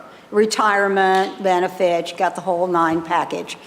But when they lowered it, it sure didn't stop me from wanting to come and be a commissioner and dedicate my time to the county. Didn't stop Jay from doing the same thing. You know, so I think you lower that. If there's somebody out there that wants to be presiding commissioner and they want to dedicate their time, this extra salary is going to be a little bit nice, but they know going in what the salary is. So there's plenty of people out there that I, just as we look at this time, we have 3 people looking to be county commissioner. Would the reduction from 12 to 4 make a difference to them? I don't think so. I really don't, any of them, including our current presiding. I think he'd continue on and do what he's doing. But as far as the future, I don't think it's going to make a darn bit of difference. If they want to be, they will be, you know, so didn't stop me. And I made a hell of a lot more money when I worked at Bell. So, you know, just whatever you want to do. You're like a 1 in a million. Pardon? So I said, I've heard you're a 1 in a million. We hear No, great things about you. Well, my husband would say 1 in a million that he wished he never met, but. No, but thank you for your service. Thank you. Thanks a lot. Yeah. Anybody else in the public have any comments? Okay. Did that stir any additional discussion in the commission? So I like this point, like to think about how is it going to attract people. My initial thought was, oh, if we reduced the 12 to something like 2 or 4, but added retirement, and I don't know what the retirement looks like, but if it is that the county is adding money to that, the individual is not, does that offset or does that support additional people seeking that role, because now they have retirement benefits that are essentially money being given to them without them putting into it, right? So, And isn't it my understanding he's already getting those benefits, the presiding commissioner right now? Yes. no, it says. No retirement. No retirement, okay, just the health, okay. Yeah, just the health. Okay, so no, that would be a great point then, if you do offset it with Right. retirement, Right. yeah. Mr. Chairman, Yes, sir. I just had one thing that stuck out to me. Under the duties of presiding commissioner, E is an elephant. It says, call special meetings of the commission as deemed necessary. And I wonder why, and maybe they can, but I think the legislature ought to be able to call a special meeting too. You know, say you have 4 votes to call a special meeting, because presiding commissioner might have a conflict of interest or something they don't want to have a special meeting about. And according to this, they're the only ones that can call a special meeting. I don't take this the wrong way, but we haven't moved on to that yet. Oh, we haven't? So right now, I'm still on 207. I thought we had gone back to talking about presiding commissioner as $12,000. I think we're still on compensation. Okay. So, I'll just try to wrap that one up with this. I think our consensus at this point is that we're going to table the health and retirement until next meeting and ask that we get some details on how much that costs. Well, yeah, okay. All right, so then moving on to 208. I'm going to open that one to discussion, and Scott, you want to start off with? I'm sorry. I just said that we're 208, and if you don't mind. kind of get back into- that's my point, is I just think in order to spread the ability to call a special meeting, I don't think it should be just one person that has that authority. I think that we ought to make sure, as we go through all this, that the legislature, if they have, if 3 people agree or 4 people agree that we need to do it, then they can have a special meeting. Is that a procedural thing currently? The reason why? A procedural thing that if you wanted to call a meeting together, you'd have to contact the Presiding. Okay. No, I Or could you do it right now? I would just contact my Okay. county administrator And and just say, organize it? this is what I need and this is why I need it. And he will take care of it. Nobody's talking about actually calling a separate meeting. Call a separate meeting. We've never done that. You've never Yeah. done that? No, we've Okay. never done it. I didn't think we could, I guess, but Okay. I see now. Because what happened? Well, so that's a good question. Is because it's written in here, does it mean only this role can do that? Does that call special meetings? Does that mean this person is the only one? So we do special meetings every once in a while. I mean, like once or twice every 10 years, maybe. I mean, we haven't had one in years at this point. We had a special meeting once upon a time when there was Mosby flooding, and we needed to address it more immediately than our weekly meeting. Right now, we meet every Thursday essentially, so there's almost no reason for a special meeting. But there is at least value in having a mechanism to allow for a special meeting. And the primary concern about the commission as a whole calling it is it creates potentially a sunshine law violation. I mean, because then the commission is acting by majority outside of the public to do something, in this case, call a meeting. It just felt like a more simple, streamlined process where if we need a special meeting, then the process is the presiding commissioner calls it. Maybe not unlike with the governor calling a special session, I think happens, not often. But for us, it's never happened. So what the the group getting together, 4 of them voting, yeah, we need to have a special meeting, violate the sunshine? I think so, yeah. Okay. Yeah. So I believe in North Kansas City, 2 council members out of 8 could call a special session. Oh. That way you're not getting that majority either.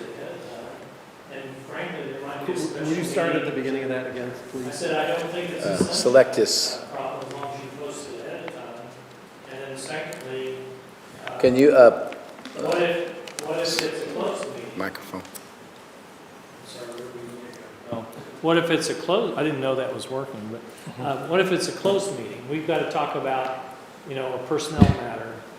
We've got to talk about, the presiding commissioner, did X, Y, or Z, and we, as a legislature, we don't approve. So, we want to have a special closed meeting to talk about that, or, those kinds of things. And I would get an opinion from maybe the AGs or yourself as far as just the sunshine law, because I don't think it's a sunshine, as long as you post the meeting ahead of time if it's an open meeting, and then if it's a closed meeting, the public Well, doesn't I come mean, in. I think the act of calling the meeting, if a majority is getting together to call a meeting, I think that's a violation. Yeah.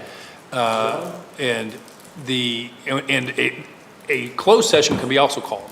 It's not limited to just public meetings. And that's how typically we do closed sessions is we start in public and then we vote to go into the closed session and then we go back into closed And you can session. do the same thing, the legislature can do the same thing. Yeah. But above board and if it's needed. But you're right, it'll probably be once in 10 years. Yeah. They might call one, but I just think that when you limit it to the presiding commissioner, and they've got an issue with, I don't know what it is. There've been other counties that have had commissioners that have been arrested for drunk driving. There've been other counties that have had, commissioners, I'm sure, accused of certain things, and that the legislature wants to talk about how to handle it. But I don't think that if it's the presiding commissioner, they can stonewall that by saying, I'm not calling a special meeting on that Well, issue. and understand, we do meet every week. I mean, there's no months that go by. And there's, the only times a non-Thursday meeting would be called would be for something reasonably extraordinary. And let's say there's significant malfeasance on a Monday, we'll deal with it on a Thursday, for the most part. So Are the Thursday And that's meetings an option scheduled the by legislature wants to do. somewhere, is that required weekly? I don't remember. Yeah, that's how we are doing them. I don't think we're doing them. I think it's probably by our operating rules. I don't think it's by the Constitution, if I recall. That's, Going to a conference, going to, yeah, the commission votes on those operating rules on when we meet and how we meet and how things get on the agenda. And that's probably a good point. There's a whole separate set of ordinances that deal with the mechanics of how we operate. And I think all that's covered in those documents.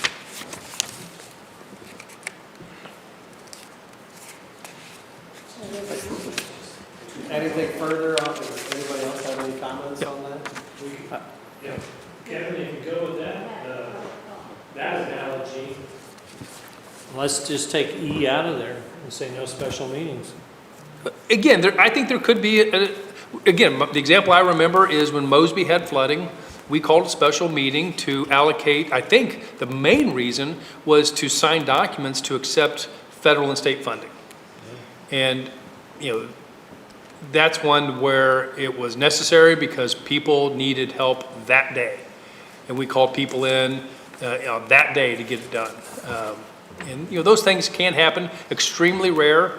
I don't think we've called a special meeting in the last 5 years that I can think of. No. Did you have, Well, are we moving on from E? no, I don't think so. Okay, then we'll wait. Just to add to that, I would support adding a new section if we could figure out the language around that to allow the commission to call a special session if they feel necessary. Again, probably extreme and it may never ever happen, but would rather give the commissioners the ability to do that. That would probably have to be further in the document. Yeah. Because these are Yeah, specifically for those. No, it'd be a new section, but I guess since we're talking about that, that's So what. what would that look like, Kevin, in your opinion, that would keep it in compliance with sunshine? I think if you said, if we added under 2.11 at the end, that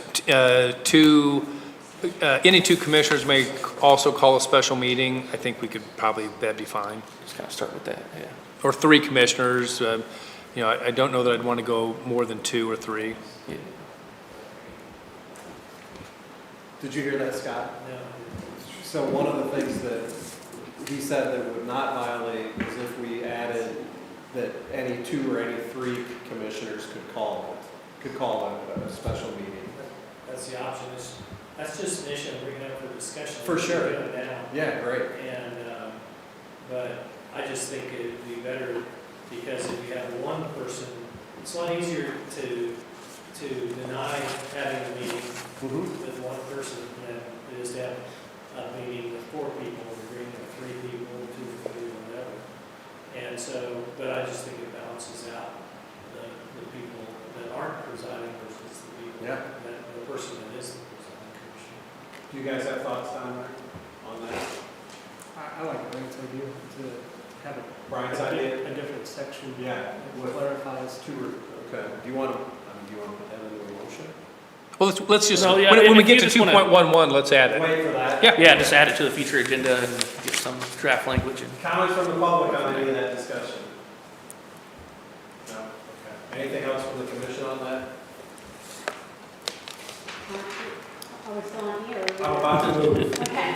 Well, I was going to move on to I 205. would like to add something. Okay, please. I would like to address under section 2.08, duties of the presiding We're commissioner. going to get there. I think we got to wait on that.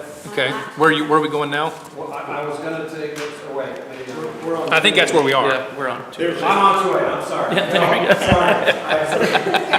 I would like to address letter I, which currently says the presiding commissioner shall appoint after consultation with the county administrator all members of the county boards and commissions and any other body or group established by law. All such appointments shall be subject to approval by the county commission. So after doing a little bit of research and getting some feedback from others and other charter counties, and for the sake of transparency and oversight, what are the thoughts of having every commissioner receive applications from the community if they're wanting to serve on boards and commissioners, or boards and commissions, and then letting those commissioners nominate people instead of just having one person receive the application and one person nominating. I mean, I know it has to be confirmed by the whole commission, but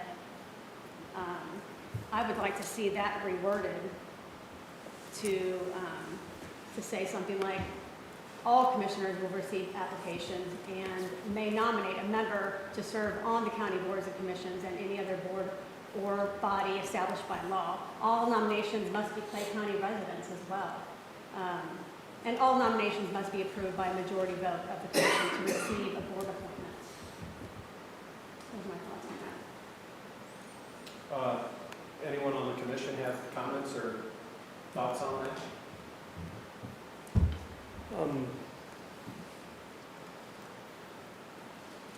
Sorry, I'm just processing what you said there. So it's interesting. I like this point based on what Scott said about the calling special meetings, right? If it is here, meaning that it was limited to one, well, then the way that I reads, it also sounds like it is limited to one.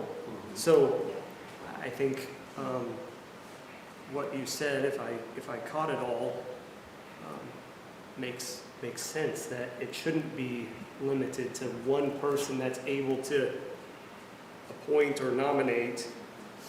It should be the ability for the whole to receive or nominate or put up. And then, I guess here in the final line, it says all such appointments, which is interesting. I think it should say all such nominations should be subject to approval.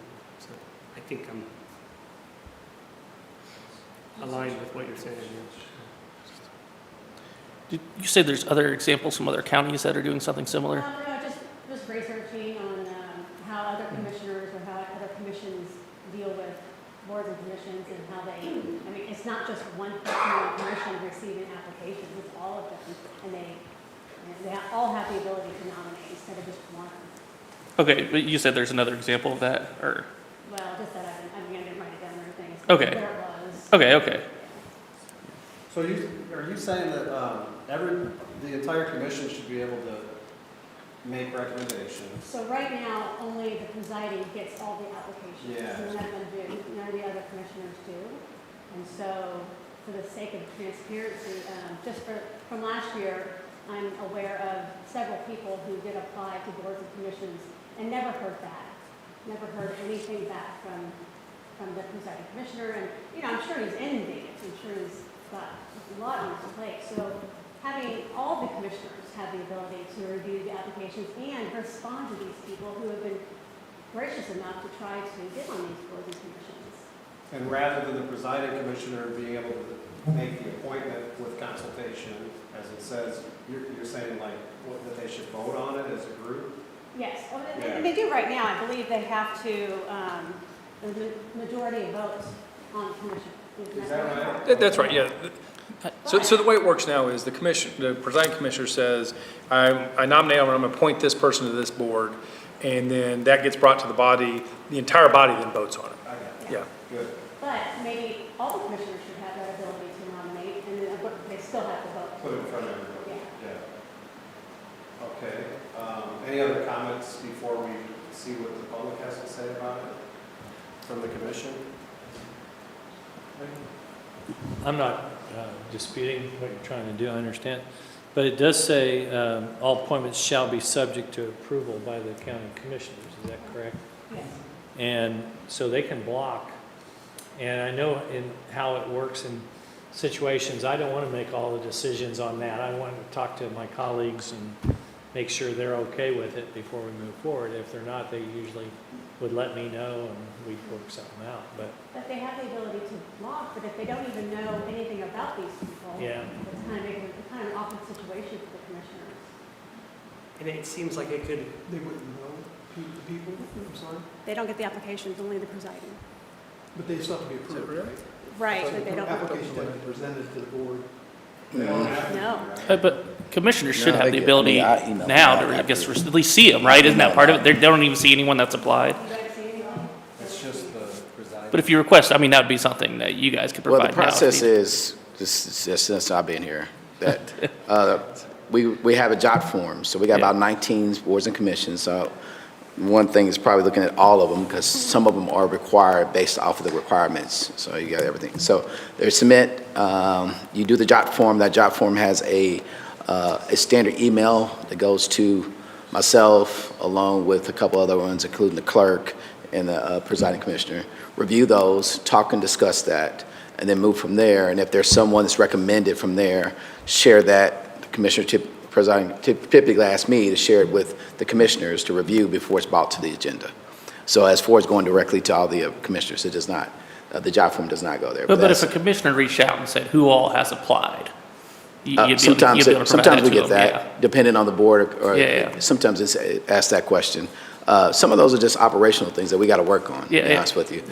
We got 19 boards and commissions. I think we can do a better job of trying to get information back and forth regarding that and who's applying. The other thing is, to be honest with you, we need to work on getting more candidates to Yeah, apply for yeah. those jobs. So that's Always. another thing we're working Yeah. on as well. So It's always a struggle. yeah, People that's to sign always a up and do struggle it. there. So.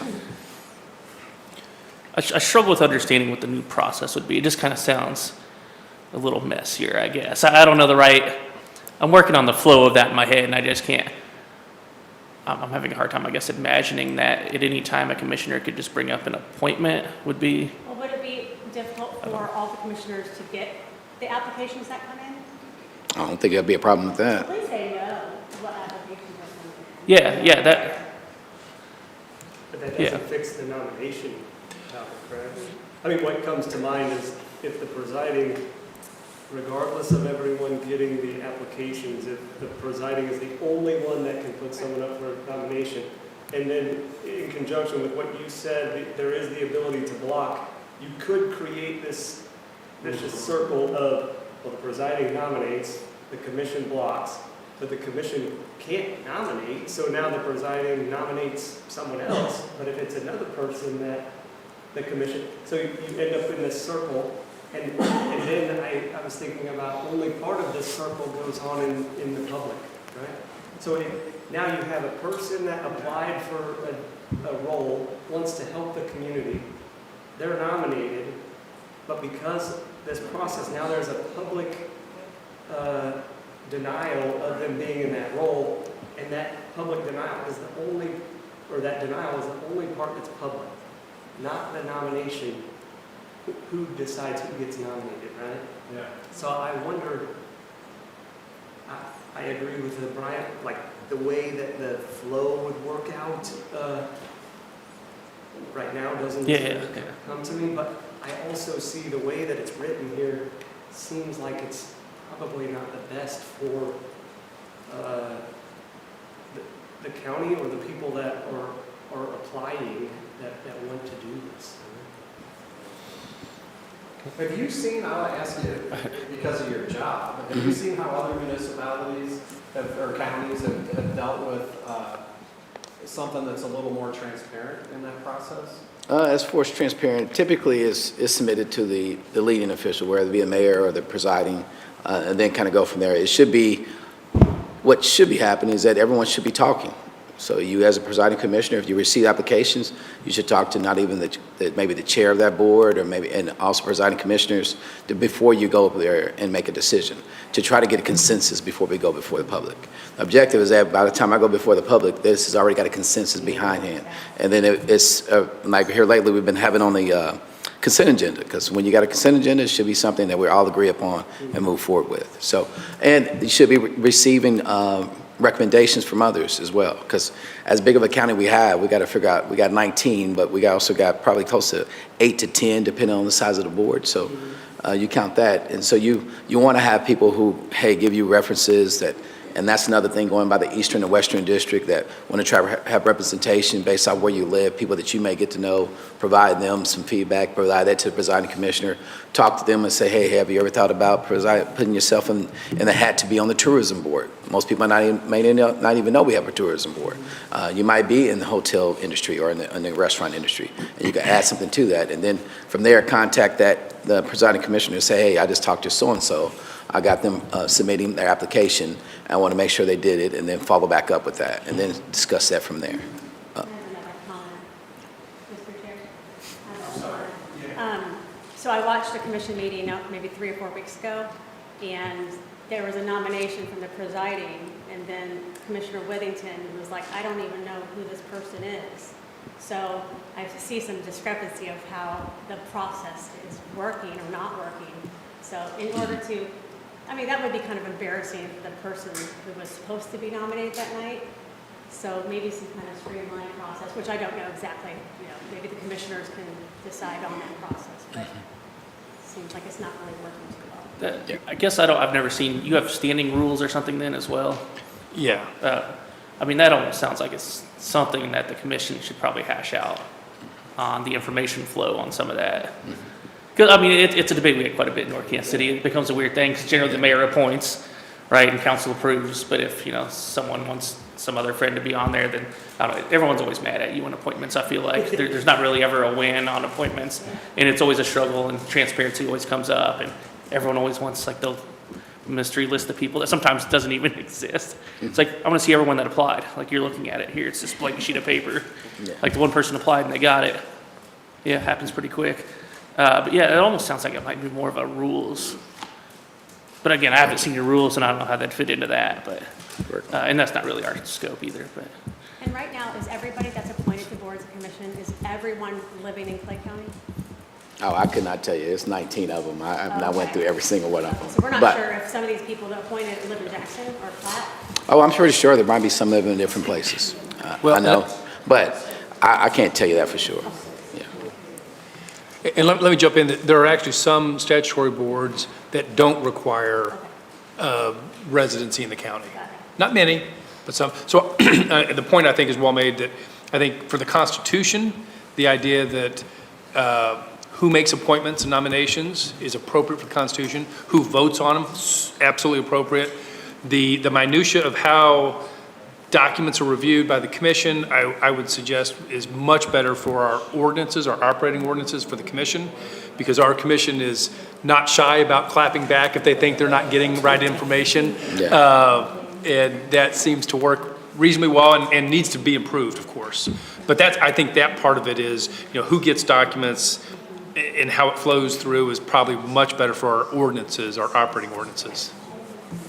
But I think the point still stands on, should it only be the presiding that is making the nomination? This is I think the point we need to sort out. 100%. I mean, and again, that one's completely fair. That's, one of the things that we looked at when we didn't let the presiding commissioner vote unless a tiebreak. This was one of the things that we said, well, we'd do this, following other models that the presiding officer of the city or county typically made that. And the one that I used in my mind was, like for judges, the president appoints and the Senate confirms, and then they can say no. But again, that's completely legitimate conversation for you guys to have. Would just changing the wording of the existing fit because right now, they would appoint after consultation with the county administrator. So if we added in there, appoint after consultation with the county administrator and remaining and other commissioners? No, because again, now we're getting into a sunshine law problem. Let me suggest an option. But by doing that, if they're appointing and consulting with the commissioner, is that not sunshine law? If there's a meeting back in Damon's office with multiple commissioners to talk about this appointment, I think that violates sunshine law. It does. If we do it out here, it doesn't. Right. But generally, you wouldn't want that In the open. done, whatever that the idea of adding the consultation is about trying to give at least one layer of consideration to this person. One suggestion, if you want to keep it simple, would be a consultation with the county administrator and the pro tem, because there's a statutory pro tem, and that adds a second person to every conversation, and that pro tem is a member of the commission. It's a thought. But it is also directly appointed by the designer. That's exactly right. Which we could change to, you could later also change to appointed by a majority of the commission. Yeah, I haven't seen that. If you wanted that kind of check and balance. Yeah. Typically, I've seen this recommended by the governing body, and then, Yeah. oh, go ahead. Coming in, you don't want to see Yeah. one person, or at least one other person coming in, we have a balance. Oversight. I wonder how we can. Scott, did you have something that you wanted to? A couple quick things. Now I gotta remember them, 'cause Sorry, it took me a long time to get back to you, sorry. that's all right. Where were we? Oh, one of the things that, I just, Joanne whispered in my ear, I asked her a question, but I asked her if she gets the list of nominees for boards and commissions ahead of the meeting, or is it just put in front of her? She goes, they get it when the minutes are passed out, but usually that's just a couple days before. And Jay, you can clean this up if you need to. But I think the one way to maybe give a little bit more comfort level and have more legislative input is to say you propose it this Thursday night and then you vote on it 2 weeks later. And that gives people time to know who's on that list and what their background is, and if it lines up with the responsibility that they have. Or to ask somebody, yeah. And, but I've been in that situation where I'm asked to vote on somebody I've never even met or never even heard their name. But, you know, the way it's set up now is Damon's got some input, and then also the legislators, you know, get the final say, but they're also forced to vote on a list of people that they might have had 48 hours to figure out who they are. And if you just say these kind of votes will take place, but there has to be 1 or 2 meetings in between when they're proposed and when they're voted on. That might help give some people some comfort level. The last thing on, what was the last thing? Well, I can't think of it, so we'll move on. Thank you, Mr. Chairman. Thank you. What was the last thing? My only quick suggestion on this, I think that, well taken comments, I think that idea is probably much better for the operating rules That's what I was than for a constitution. So, 'cause And just to ease everybody's mind, we're working on that already, and we've already done that. So they all are going to get emails whenever we get someone. We already got it set in plan that if we get someone as a recommendation, we'll send all that to everybody. So we are working on it already. Yeah. Including that person's Well ahead of time. resume? It's been sent out in 2 weeks ahead of time, so. So that was, we've talked a lot about it. Is there a proposal of any kind out of that? I'd be interested to know, and get some input from commissioners. Yeah, okay. Anything else from our commission any other comments before we go public? No, okay. Is there anybody from the public that would like to contribute to the conversation?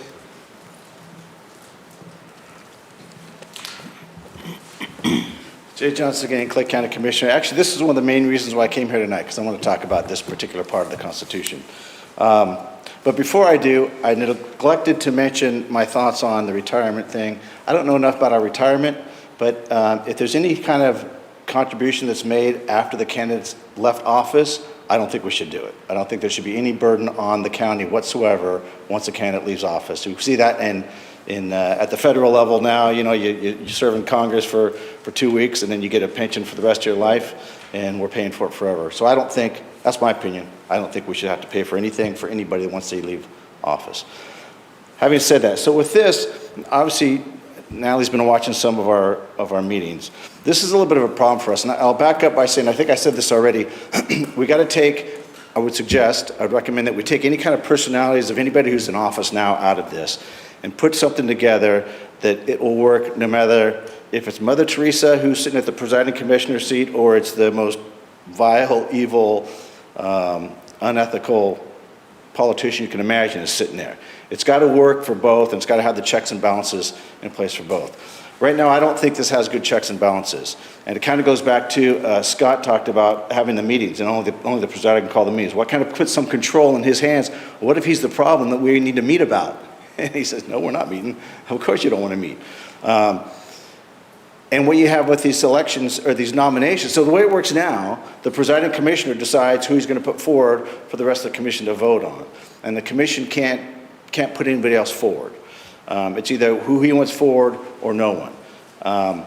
We could certainly tell him, we'd prefer someone else, but that's the way it is. And so, again, take the person who's there now out of it, but you get somebody there who says, you know what, I'm only going to put people in office that support me or help my campaign, contribute to my campaign, they're going to help me with my reelection.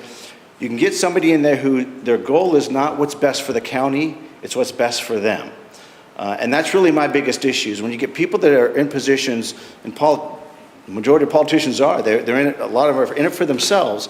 And my concern is here that we have people that are doing what's best for the county, not what's best for themselves, or not what's going to get them reelected. And here is one of those positions where you give a lot of control to one individual. And we work as a pretty good team up here. We have our differences, but we work as a team. And I want to continue to push things so that it's a team environment. No one person can dictate anything. That's what I'd like to have. Right now, it's one person that can dictate who the nomination is going to be.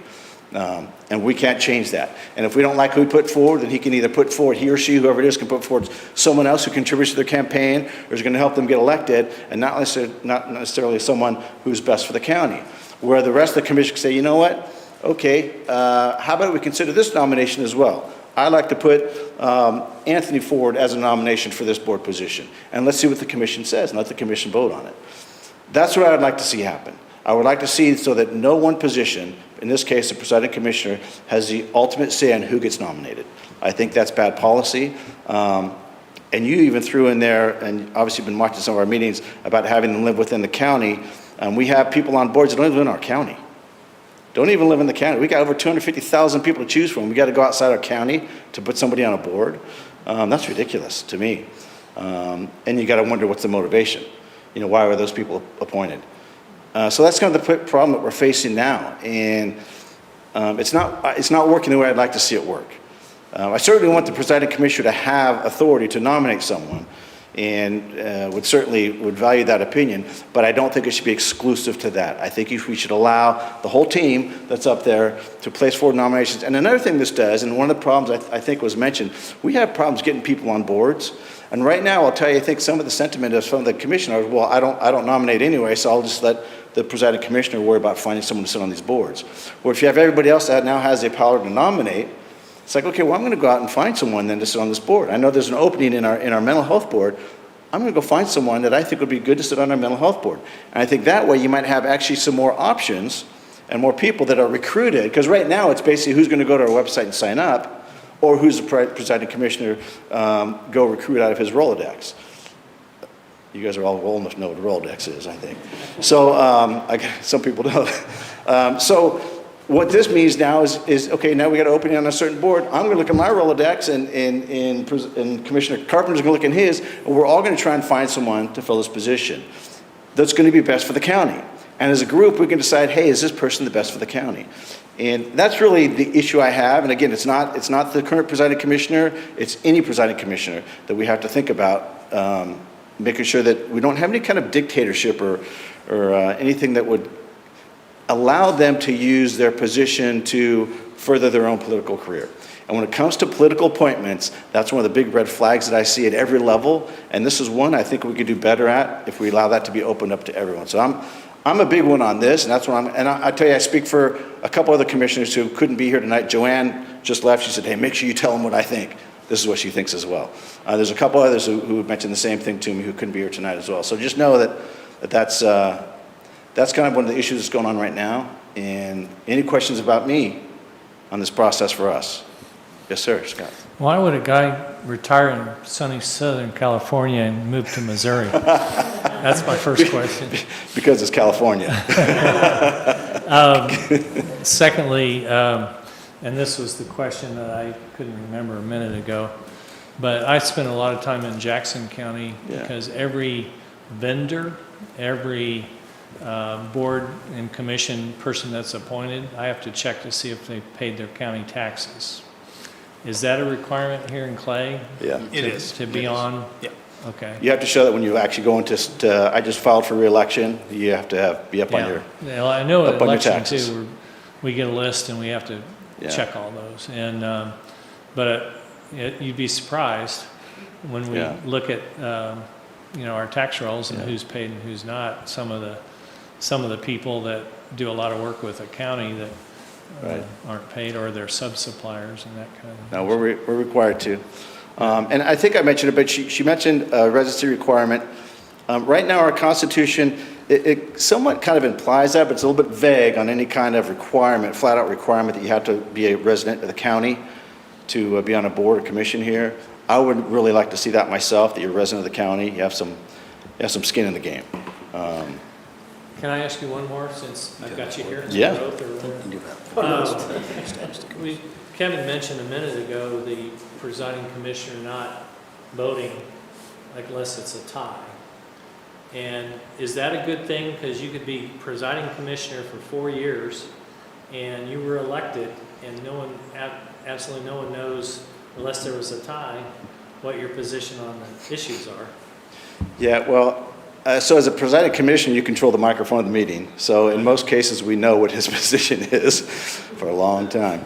But nonetheless, so it's interesting, the presiding commissioner position, to me, it's a position that can be, it depends who's in that position. And I think it could be a very powerful position even if you don't have a vote. I think that position can have a tremendous amount of influence depending on who's in that position and kind of personality and who the rest of the commission is. But you can actually have a lot of influence. It's much more influential than just having a single vote. I like the setup it is now. We have 6 commissioners that can vote, and if we have a tie, and it's only happened, I think, twice since I've been here, just a couple times that he's had to break a tie. And he made the right vote, I'll I'm have to say gonna, that. I'm but- gonna think about it more, but I just think that, all 7 commissioners should have to vote on all the issues. And if it's a tie, he's gonna have to vote anyway, he or she. And, but if I'm a voter, I don't ever say, well, I'm gonna vote for this presiding commissioner because he's very influential, No, I wanna see where he voted on Yeah, issues so, critical to me. The flip side of that is when you're presiding commissioner, like I said, you have control of the mic, you run the meeting. Sometimes it's good to have someone in that position that's going to be a little bit more neutral during the discussions and allow a more free-flowing discussion on both sides of that argument. Whereas if you have a strong stance on one side of it, you can certainly sway that, and particularly if that's the way you're going to vote and you make it clear. Yeah, I don't know. I think it works the way it does now. And I think if you get, I don't know. I don't know that it would change much either. I've not viewed a Clay County Commission meeting or anything like that, but I'm just, again, thinking it through. I was chair of the Certificate of Need Committee, which I don't even want to think about it, but I only voted if there was a tie. And it was awkward for me to deal with that. So, all right. It doesn't happen often, I'll tell you that. Matter of fact, most of our votes are almost unanimous. Yeah. Just about every Yeah. time. But then again, like I said before, you're creating a document that's going to last for no matter who's in these positions. And if it's a document for someone that's got, or for a commission that's very contentious and very opposite ends of the aisle, of an issue, what do you want your presider to be? You want to be more of a referee kind of person? You don't want to be in the mix of it, and I don't know. All right. What, while you're there. Yeah. So with regard to this I that we're talking about here, what process would you like to see then? You say this isn't the best for numerous reasons. What do you think would be better? I'd like to see exactly what Natalie had said, that we have the commissioners all have the opportunity to, and the presider all have an opportunity to nominate someone. And then the whole commission decides who that ultimate person is going to be. So what does that look like practically speaking? Like, do you all show up on one of your itineraries that's like the part, we're going to talk about whatever the board is, right? So everybody come with your recommendations, is that? Yeah, more- so I'll tell you a kind of behind the scenes view of what happens with a commission in real life, how we function. Sunshine Law was mentioned. We can't have more than 4 people talk about things. We can't have more than 4 people get together because that's more than half. We also can't we can't poll people. We can't go, okay, what are you going to vote on? What are you going to vote on? How are you going to vote on that? We can't do that either. So what happens now, there's usually groups of 3 of us that will talk ahead of time and say, listen, there's such and such is coming up on the docket next week. What are you thinking about this? Well, this is what I think about it. Okay, this is what and we'll have a discussion of like 3 of us, 2 or 3 of us, behind the scenes before our meetings. And we kind of settle a lot of things that way with 3 people. And sometimes there's another set of people that don't think the same way, and that's what we have to hash out here in front of people. I think the more we can talk in front of people in the public, the more public discourse, the more transparency, the better. But some things it's like, we don't have to all come here and put a nomination forward. If I already know, Joanne's going to nominate so-and-so, and I know I like so-and-so better than my own nomination, so I'm not even going to put mine forward. I've talked to her about that ahead of time. Joanne, you put yours forward, I won't even bring that up, as opposed to bringing everybody forward and having the embarrassment of having someone, and that's one thing I'd like to do is avoid that embarrassment and having some of those conversations ahead of time. So is there an itinerary? Like, how do you all know that you're even, how do you know that you need to go? If all of a sudden we switch it to everybody's going to be bringing nominations, right? So how do you know, man, I need to start beating the bushes to find somebody that will fit on the tourism board that's going to be a good, I got somebody. How do you know that that's coming? Oh, so what he'll do is he lets us know. So I'm actually the pro tem as well. Okay. So the commissioner or the presiding commissioner and the pro tem we have a meeting once. Actually, did I miss our meeting? No, it's tomorrow. Tomorrow, yeah, we have a meeting tomorrow, and once a month with the county administrator, and we review just that kind of stuff. Okay, what openings do we have coming up, and we can put those out to the rest of the commission. Hey, listen, we got openings coming up on what is such and such a board. We need some nominations, talk to some folks, that kind of thing. So he puts that information out. He's got a whole list of all the boards, everybody on the boards and when their expiration date, because there's different expiration dates. It's quite a spreadsheet that he's got to work with. So to your point, you all know that it's coming, and you Right. have potentially a lot more candidates if you all got to. Yeah, the problem is, Offer them up for for most of those boards, we don't get a lot of candidates. As a matter of fact, we're seeing a lot of it just the same people over and over on these boards, just staying on the boards. Matter of fact, before I got on the commission, this is one of the things we changed, is we just leave people on the boards forever and never even realize, their terms expired 5 years. When I came on, we had people, terms expired this is before you were here, terms expired 5 years ago. It's like, hey, how's their term expired? Well, we just never reelected them. Well, we should reelect them at least, or at least give someone else an opportunity. But we just, because there really wasn't anybody else in the hopper, but like I said, I think this process might help us each go out and have a little bit more ownership in it. And spread the word a little bit more and get some more people involved, which I know will help him as well. Because it's sometimes tough getting some people in these positions, but Thank you. yeah. Any other questions for me? Any other questions? Brian, you don't have any questions for me? So, a quick question on that as well. And I know we talked about the 2 weekdays. And, now after hearing what you're saying too, would 30 days be more acceptable as far as putting that out there for everybody and then having everybody do recommendations? I mean, as far as what, and sorry, Scott was interrupting me before, so Yeah. I may have missed something. The 30 days to You may put what have said out? it. Well, as far as the board members, the positions that will be coming open. Oh, they're gonna be open. To all of you guys, like 30 days in advance. And Yeah, he could put out, though, we can know a year in advance when there's gonna be an opening, actually. I mean, because we know in advance when all the expiration dates are. I mean, I think you might have sent that out before to us. I did. Yeah, we could let them know. The other problem is this, some of it is this, like you said, is this hard to get so many people to apply, depending on, but Yeah. also we have so many that expire at the same time. Right. So at the end of December, end of January, because this is my first December in January, literally, I think Yeah. almost 20 people. Yeah. That's quite a few. So we're working on that too, because what they did before I joined was trying to work on staggering some of these terms, things like that. So still a work in progress, but it's a lot of people to try to assign within a short amount of time. So And we can what definitely most of let the them know ahead of time. Yeah. Yeah. There's no problem with that. And what most of the commissioners do now, and will do in the future, I'll tell you, if it stays in the way it is now, is it's not my problem. The presiding commissioner is going to be the one bringing us a name. I don't need to worry about this. Whereas if we have everybody who's responsible for nomination or can nominate, we're going to have the rest of the commission say, hey, listen, I got to find some people to fill these boards. It's not just the presiding commissioner's job. It's all of our job to find people to fill these boards. I think we're going to have a lot more success in getting some good quality folks on those boards as well. Not that we don't have quality folks now, but, and you prevent any kind of perception of any kind of, I don't know if corruption is the right word, but any kind of political gamesmanship and hey, you're just on this board because, you scratch my back, I'll scratch your kind of a deal. I don't like that at all. I tell people I got into politics because I hate politics. I hate those games.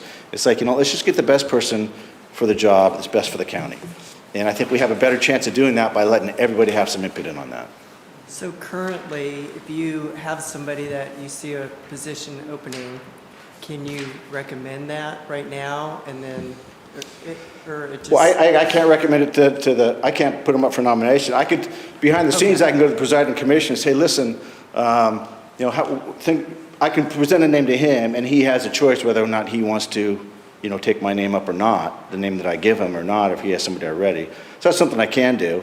And that's going to go back to the relationship I have with that presiding commissioner. And again, it's not about me and the current presider, it's about any commissioner and any presider in the future.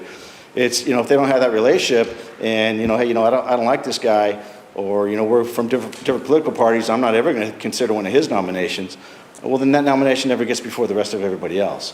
Or if we do it this way, like Natalie suggested, well, not everybody else gets a chance to hear that nomination, give it an up or down vote, when it could be, he's just roadblocking, he or she's just roadblocking it. That's really my concern. Because let's face it, politics, you get corrupt people in politics. Scott, or any of these, at the state level, a lot of the legislation, they would designate this committee or this board or this commission has to have 2 Democrats, 2 Republicans, that. Is that prevalent on this, or is this mostly? No, so we're considered nonpartisan, our races are nonpartisan, everything about this is nonpartisan. Everybody knows who's who, everybody knows who's conservative, who's Republican, who's Democrat, who's independent. So that's not a secret, but yeah, it's supposed to be At nonpartisan, and there's state no level. requirements, whatsoever for that, At the except state for, level, they try to. one board had that. What was it? Yeah, I was trying to think about this. We required Democrats and Republicans on one board recently.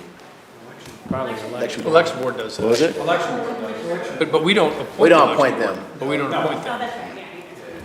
Well, and I did like your other part about on the board being a Clay County resident. Yeah. Because you know what's going on, you're part of the community. That's I think important. that's very important. And to me, it's almost a slap in the face to the rest of our residents. Say that the other 250,000 of you weren't any good. We had to go outside our county to find someone to good enough for this board kind of a thing. It's like, But Kevin, you said that there's some that are by state statute? There's We don't at have least those one that has a state statute that is specifically, does not require a county residency to be on it. that's a TIF board you're talking about, right? What's that? TIF, right? No. I don't think it's TIF. It was something I literally looked at 2 or 3 weeks ago. So TIF is a board that does not, so that tax increment funding, so that's one that the state allows the presiding commissioner to appoint. We don't get anything to do with it. We don't confirm it, we don't have anything, any vote or anything. He just randomly, not randomly, but he gets to decide, he or she gets to decide whoever he wants in the whole world to sit on the TIF board, and that person's down the TIF board, period. And we do, because of that, we have TIF board, people on TIF boards now, that on our TIF boards in the county who don't live in the county.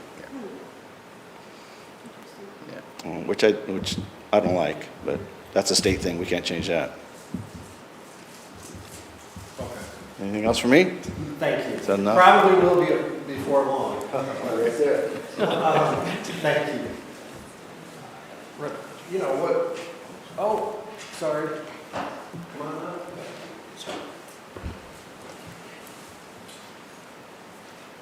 Teresa Lemming again. Just a question on the Constitution. We have a job description for the presiding, but there's no job description for the other commissioners. Would some of this be resolved if we made a list of things for the other commissioners to do as part of the Constitution? Kevin, how did this come to be? Well, typically, you would see qualifications for the district commissioners, which we have. For voting members, I mean, the qualifications, or not the duties, I mean, I don't know how you would delineate all of those. The presiding has a separate function, but all the others, I certainly, I don't know that I'd recommend a listing of duties, because arguably, anything not delineated to the presiding commissioner falls to the whole commission as a body. And so it feels like Would you say everything else? everything else, yeah, It'll be simple. yeah. I'm going to try to bring this one to a head because we've spent a lot of time on it.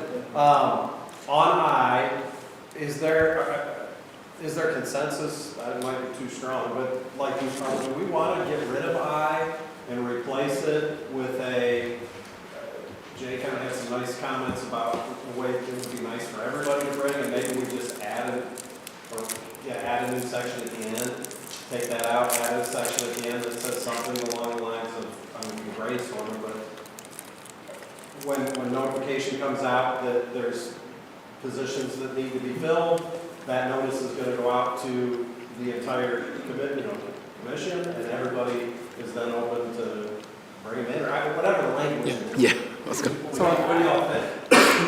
Wouldn't we just want to grant every member the same rights that the presiding commission has for that issue?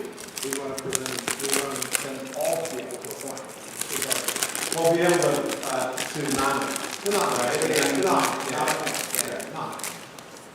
I think so. What do y'all think? Receive all applications. So I'd be interested in, because it's been a long time and you started with Yeah. what you suggested, I'd be interested in hearing again what your wording was. Sure. And then I think to your point, I mean, we're in a section that's called duties of the presiding commissioner. So I think we should consider what we were talking about for point E is, creating a new section maybe that covers the topic of point I. I'm interested in hearing again what you, And Kevin, I mean, obviously you can word it better than what I have, but yeah, removing letter I and maybe some wording saying, all commissioners shall receive applications and may nominate a member to serve on the county boards and commissions and any other body or group established by law. All nominations must be Clay County residents. We can take that out or if not. All such nominations must be approved by a majority vote of the commission to receive a board appointment. So I think maybe focusing on that, I think if you want to go that route, removing I is, I mean, it just gets deleted because it's under duties of the, and then we would add somewhere in the back, just, 2 point whatever, 1 whatever, boards and commissions. I would suggest, we've talked about this, that any member may nominate and for a board or commission and subject to the approval of the entire commission. I mean, very simple. I would suggest not putting in the weeds about who gets what document, when they get it, how soon they get it. That's an operating issue. And that's, because if a commissioner says, I didn't get this in time, then it doesn't go anywhere. But I think we could do a very simple, any commissioner can nominate, and then they vote. If that's the direction that you're looking at, and I can work on that and work with you on that. I think we're getting close to having a consensus on that. Scott had a question, and then I'm going to ask that question. No, on 208, duties of presiding commissioner, it seems like those were duties that justified the extra 12,000. And so I don't know if we need to separate all that. Did you get it, Kevin? I did. I said all the, like I and all that, those were justifying the extra 12,000 that a presiding commissioner gets for the extra duties. That is certain. So I don't think we need to try to define the legislative duties as well, at least not here. Yeah, so the appointment authority is a big authority. It really was. It's certainly a big authority.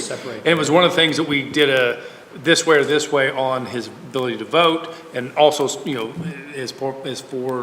far as the $12,000 for sure. Yeah.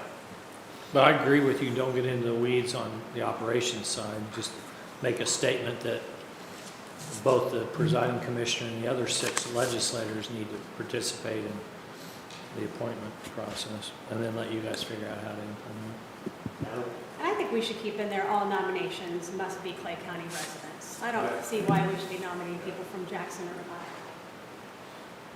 Nevada. I agree. You guys? That's an easy one. Yeah, I think so too. I think that's easy. There. Okay, so now I'm going to say, do you have final language you want to read through one last? Probably on the caveat of that, unless it's statutory requirement, you could do something. Unless, Well, of course. Yeah. Because there's at least one position Yeah. that requires otherwise. So are we good on final language, or do you want to say that? Well, I don't think I need to we say could, that. yeah, I think there's consensus on the concept, and we can, it'll be very simple, I Okay, so think. we're Yeah. consensus, we're good, we're moving on. And let me jump in real quick, just as a housekeeping matter. When we set up these meetings, we just kind of picked arbitrary times or topics, having no idea if one topic would be 20 minutes or 5 hours. I don't want you to feel like you have to get through the entire article. If for some reason everybody's kind of losing At some point, it becomes steam. a survival mechanism. Okay, Yeah. so, But So- I don't feel like we're rushing to get it done. I just feel Correct, like at some yeah. point we got to bring it to a head. Yeah, And yeah, yeah. If anybody feels that way along that I'm rushing or anything, say something and we'll slow down. but again, if for some reason everybody's like, we've been here 3 hours, let's be done for tonight and pick up here next time, no problem. That's absolutely no problem. There's no duty to finish the entire article. Appreciate that, thank you. Okay, so were there any other commissioner comments regarding 208 and the letters that follows? So I do have a question about point B. Yes, sir. It looks short and sweet, but it says provide leadership in the communication of policy to the public. I wonder what this means in provide leadership in communication. Does that mean that it's this person's role to do the No, the communication? key word is leadership. So what? Yeah. Leadership is, I want to be able to contact somebody. If there's an emergency, I want to be able to contact him and get a consensus before I disperse something. So I'll give you an example. If we had a tornado yesterday, I want to communicate with a few people and probably the presiding commissioner before I decided to release something to the public. So the hope is that this elected official who's been selected by your entire county have some type of knowledge that would help us with guiding me on what to say, because what if I said, all you all need to go inside and never come out? Yeah. I'm just giving you an example. Yeah, I mean, I'm with you, man. yeah, but he's like, oh, no, that's not how we do it. Yeah. You know, that's the objective of it, Yeah. you know, but for the most part, with modern technology, we try to get consensus from what I can, but I can't call a meeting. So I got to be able to call one person to try to get some other, and then I might call someone else if I need some other backing. So, or I call a counselor, things like that. So that's what That's that's. not saying he's the only one. No. Correct. No, and I think that's the key word, leadership. I mean, you know, Yeah. he's trying to help me with some guidance, or it might be something, that, you know. So, Anything else on that point?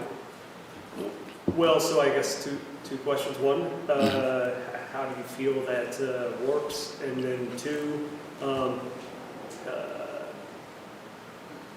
with him being, or with that role being the direct contact, do you feel there's like ever a need for alignment with the commission itself, right?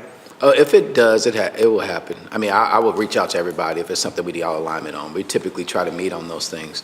But if there's something I want to bounce off someone regarding before I put it out, I mean, I've only been around about 8 months, but for the most part, I don't have a problem with, I'd much rather talk to someone who's been around the county, who's got voted, kind of get an idea before I move forward. Or it could be just some advice on going to different areas. The hope is that when you start to look at it county-wide, that their familiarity, not only just their portion, but all throughout the county. I might ask them, hey, what is your thoughts on something like this? Then I might ask the Eastern person, give me some more information about what you have in your area. So I don't have a problem with that. Okay, good. Yeah, I just, like I said, it was short and sweet, but when it says Yeah. provide leadership in the community, what is that? And I think the key, that policy one probably stands out too, because like, what does policy mean? But objective is to try to get something out that, you know. So. Thank you. Anybody else on 208 and the letters that follow? I'll go to Jay. Okay. So in third-class cities, I'll use that again, the pro tem is actually selected by the commission itself, rather Yeah. than appointed by, like, the mayor. We The touched commissioner. on that a Yeah. few minutes ago, didn't we? And so I just wanted to open it up with that, and see if there'd be any interest in changing that as well, since Well, we changed the other nominating process here. And well, we had Was talked that- about the idea that everybody vote on it, the entire commission vote on it, rather than just the presiding appointee. So, I mean, would it be that simple? If you're nominated by the presiding commission, confirmed by the legislature. Did you I guys just kind of see assume they do that now. What's that? Does the commission not approve the appointment of the mayor pro tem? Oh, he just, okay, it's just, He just appoints it. he just Yeah. says, Scott Okay. mentioned Okay. one possible scenario for Jay would be that the commissioner still gets, or the presiding still gets to appoint, or recommend, but then it's got to be voided on, nominate. And then the legislature as a whole approves the nomination. That will make Jay, behave himself with his other legislators. It's going to take more than that, I think. You guys have any thoughts on that? And this is regarding pro tem? Yeah. Yes, this is Jay. Okay. I mean, at this point, I would just make it line up with the other one. Why not just take nominations from the commission and treat it the same process at that point? Yeah, I do too. Just remove J and add a pro tem language it talks about that tracks with nominations and vote. Yeah. But we got to see if we have, Yeah, sorry, that's. public comment on that? It is comical that it's point J, you said this. It is, I know, as soon as I said that. Right, I was like, hey. Do you guys, are you in consensus on that? Yeah? Yes, I did. Are we consensus on that side? Okay, so it's a go. Okay. I got it. Go ahead. You asked for public. I didn't get any, I don't see anybody. Perfect. Sorry, I missed that one. Took a restroom break.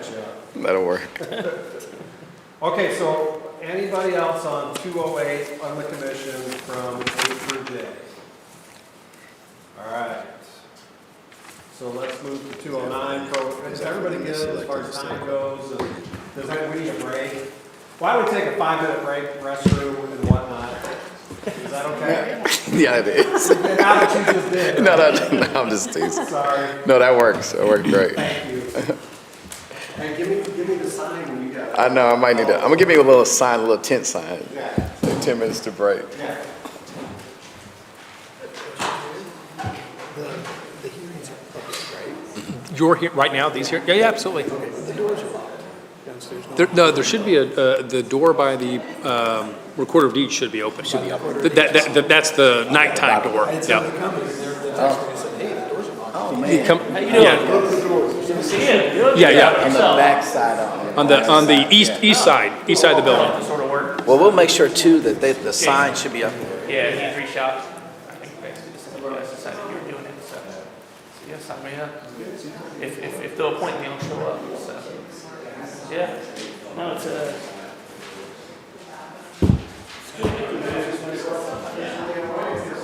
Want a snack? I'm good.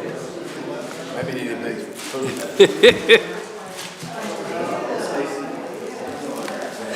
What are you here for?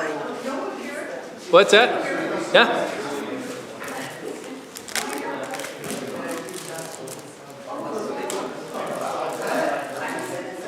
No, I just, it's great, that is great.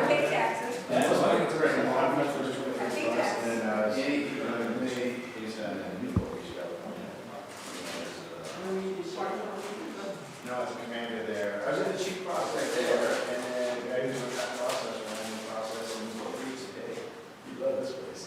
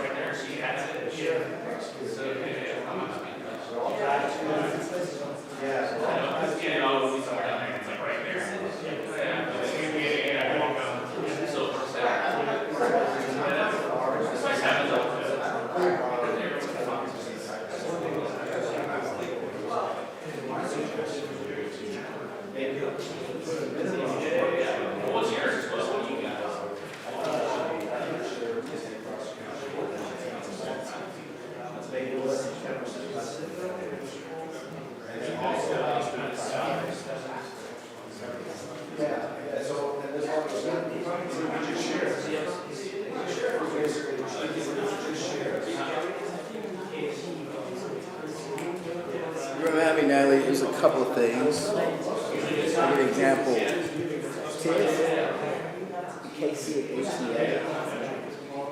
I think it's TIF. I'll ask her. I know it's one of them that has to be approved by the board. So they either work in Clay County or live, so stuff like that. So some of them like that has to be approved by that. And those are the ones he's talking about statutory wise, that we recommend that either you work or you live. Like the children's or the senior citizens.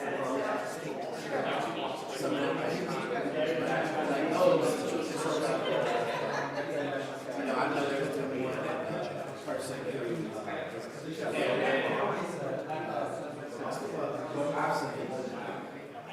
now they may have moved into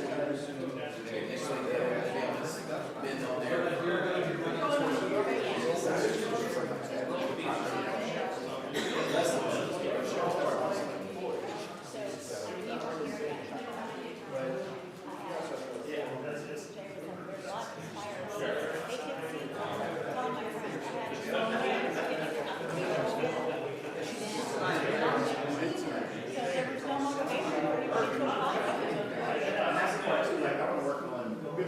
Someone gets approved, give them a letter.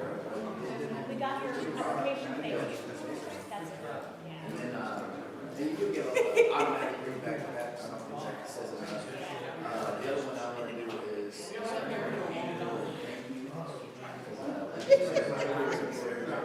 Christmas, we advertise, have everyone come outside of the,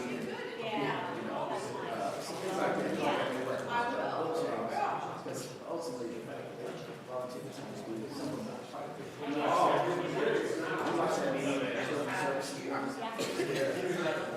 They got a large market, but they treat it as a job with the executive assistants.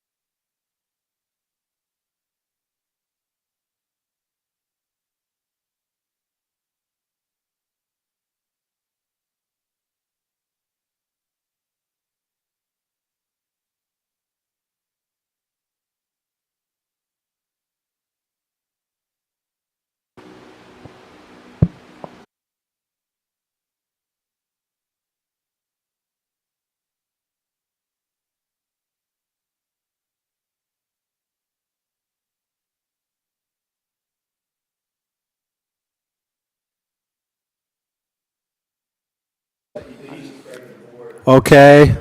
Does that work? Is that loud? All right, let's call this back in order. Here. Okay, we're moving on to the next topic, which is 209, prohibitions. And I'll open it up to the commission for comment. I don't see any on the north side. I don't see any on the south side. Okay. Let's move on. You finally got them under control. Public? Public, any comments? Any comments on 2.09 prohibitions? You haven't been here long enough, so you don't get to see. All right, no comments. So we're moving on to section 210, limitation on debt. And open to the commission for any comment. North side? No. South side? No. Public? No. All right, we'll move on to section 2.11, meetings of the commission. And open that to the commission for discussion. North side, nothing. South side, nothing. Public, nothing. We'll move on to section 2.1. Yeah. I think I heard a suggestion earlier that these special meetings authority would come in 2.11. We put some language. Oh, I apologize for that. I remember you saying that. That would be a good spot for that a special meeting could be called for by any, I would suggest any two members of the county commission. Now, we left in that the presiding commissioner can call a special meeting, which seems, I think that's fine. So my question is everybody okay with two? And does the presiding commissioner count as one of those two, or do you want two other people to be able to call a special meeting? I personally wouldn't include the, well, You want to say three? no, we let him keep that power, right, to call one. So the presiding. Take that away from him, right? Yeah, we didn't Okay. take that away. He Well, then, still yeah, I'd has say that he's- by yeah, he's himself. already- Yeah, so Yep. just whether or not he gets to be one of those. I would say since he already has his own power to do that, I would exclude him from, Say two others? yeah, if Yeah. two others want to do it. That seemed reasonable to me. would be- So if the presiding calls it, it only needs to be him, but Yeah. if others want, it needs to be you. To, Yeah. Yep. Everybody okay with that? Okay. Were you guys, I didn't see, were you guys good? Because I think, well, because they said two or three. And we don't want just one district commissioner to be able to call a special meeting, right? It needs to be two? Two, not. Not the presiding. yeah.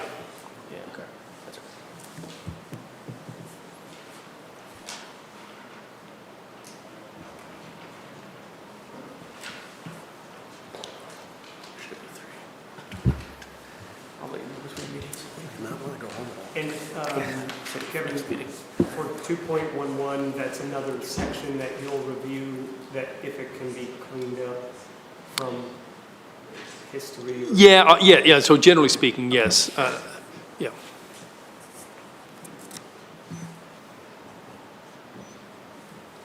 Kevin, when we're on that subject, as far as adding on I, when we were talking about taking I out,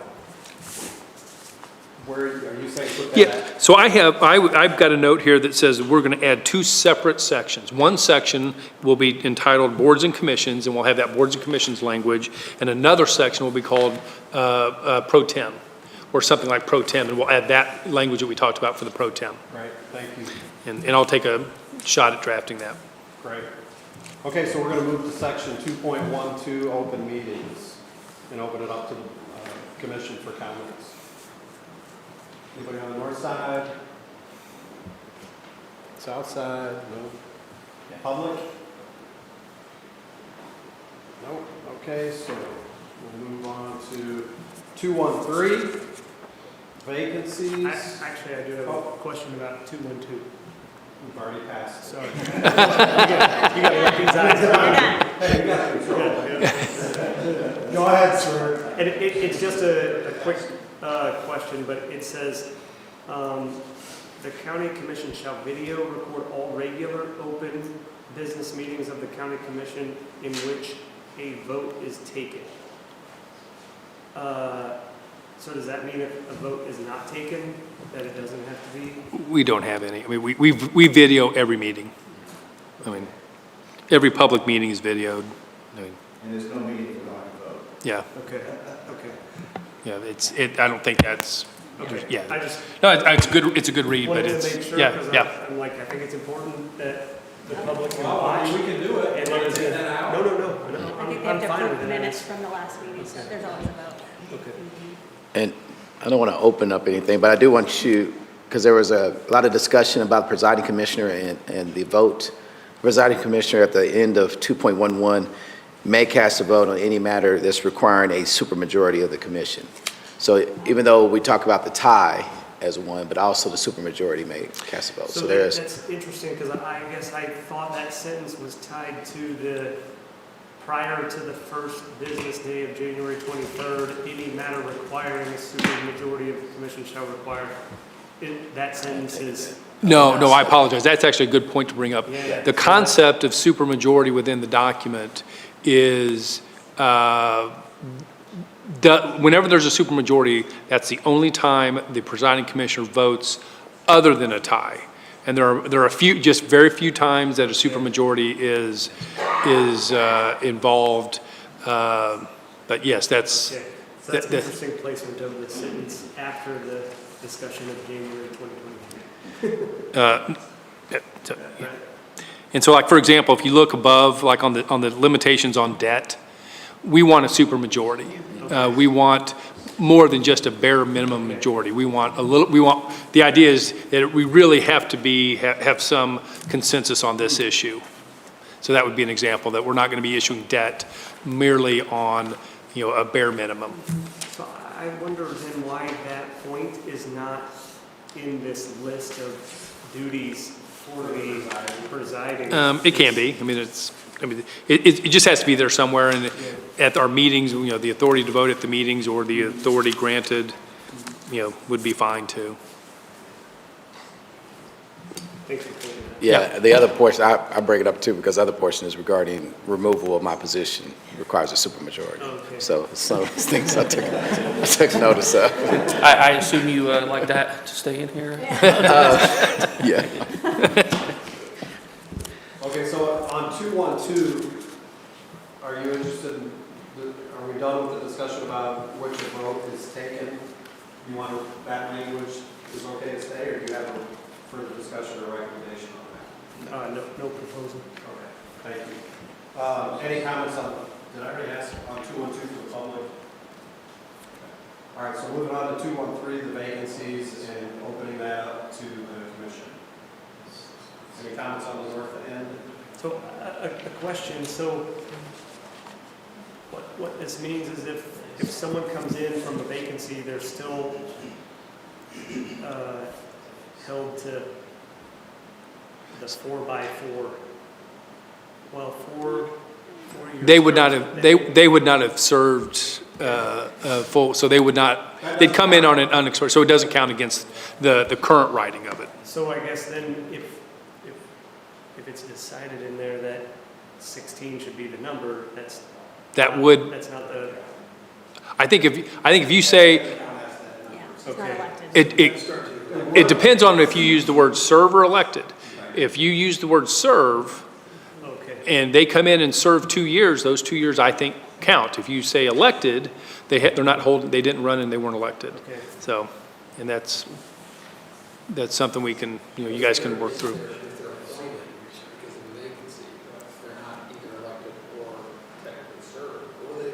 They've served, yeah, they've served, yeah. I guess something that we'll have to keep in mind, right?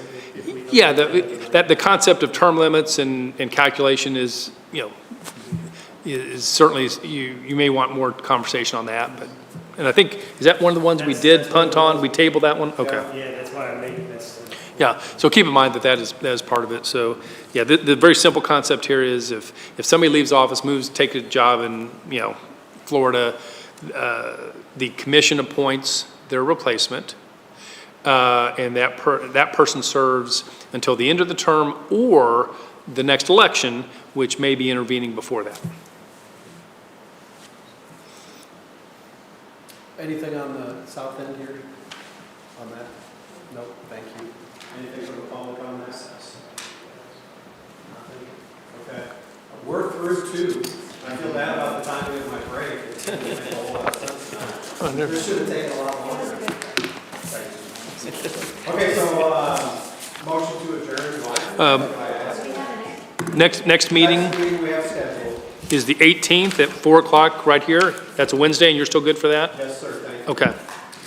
And then bring calendars, because I don't think we won't have anything set after that. Yeah. Do you guys want to set the next one? Do you always want to stay two ahead? Okay. Probably. I think it's a good idea. The other thing that my colleague to my right here just pointed out, I did not hit 6 or 7. I moved right to 8 on the agenda. So county. I cede my time. What about the county administrator? Well, I'm just going to point out what he just pointed out, that you have calendars before you, and it shows dates of availability of here, but we can always make something work if we don't have those dates available here. But just to give you opportunity to get set maybe in the next 2 meetings and moving forward. But we're doing spring break. Are you? So let's do the 25th? Yeah. And then I think we talked about the next week we're taking off for spring break. Correct. Right? So let's get one more in before the spring break. The 25th at 4 o'clock? 25th, yep. Oh, perfect. Does that work for you guys? Yeah. 25th? What's Liberty North's baseball schedule? Not that day. Thank you, Scott, for your concern.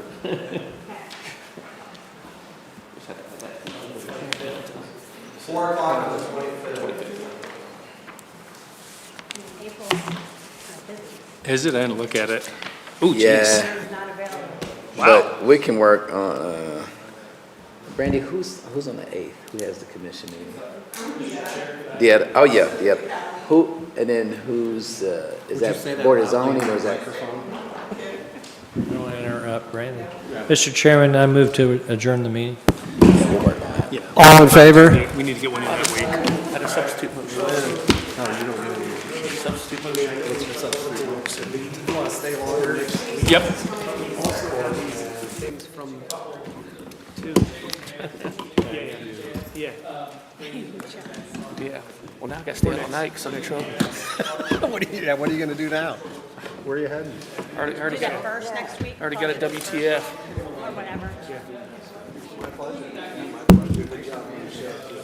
Thank you.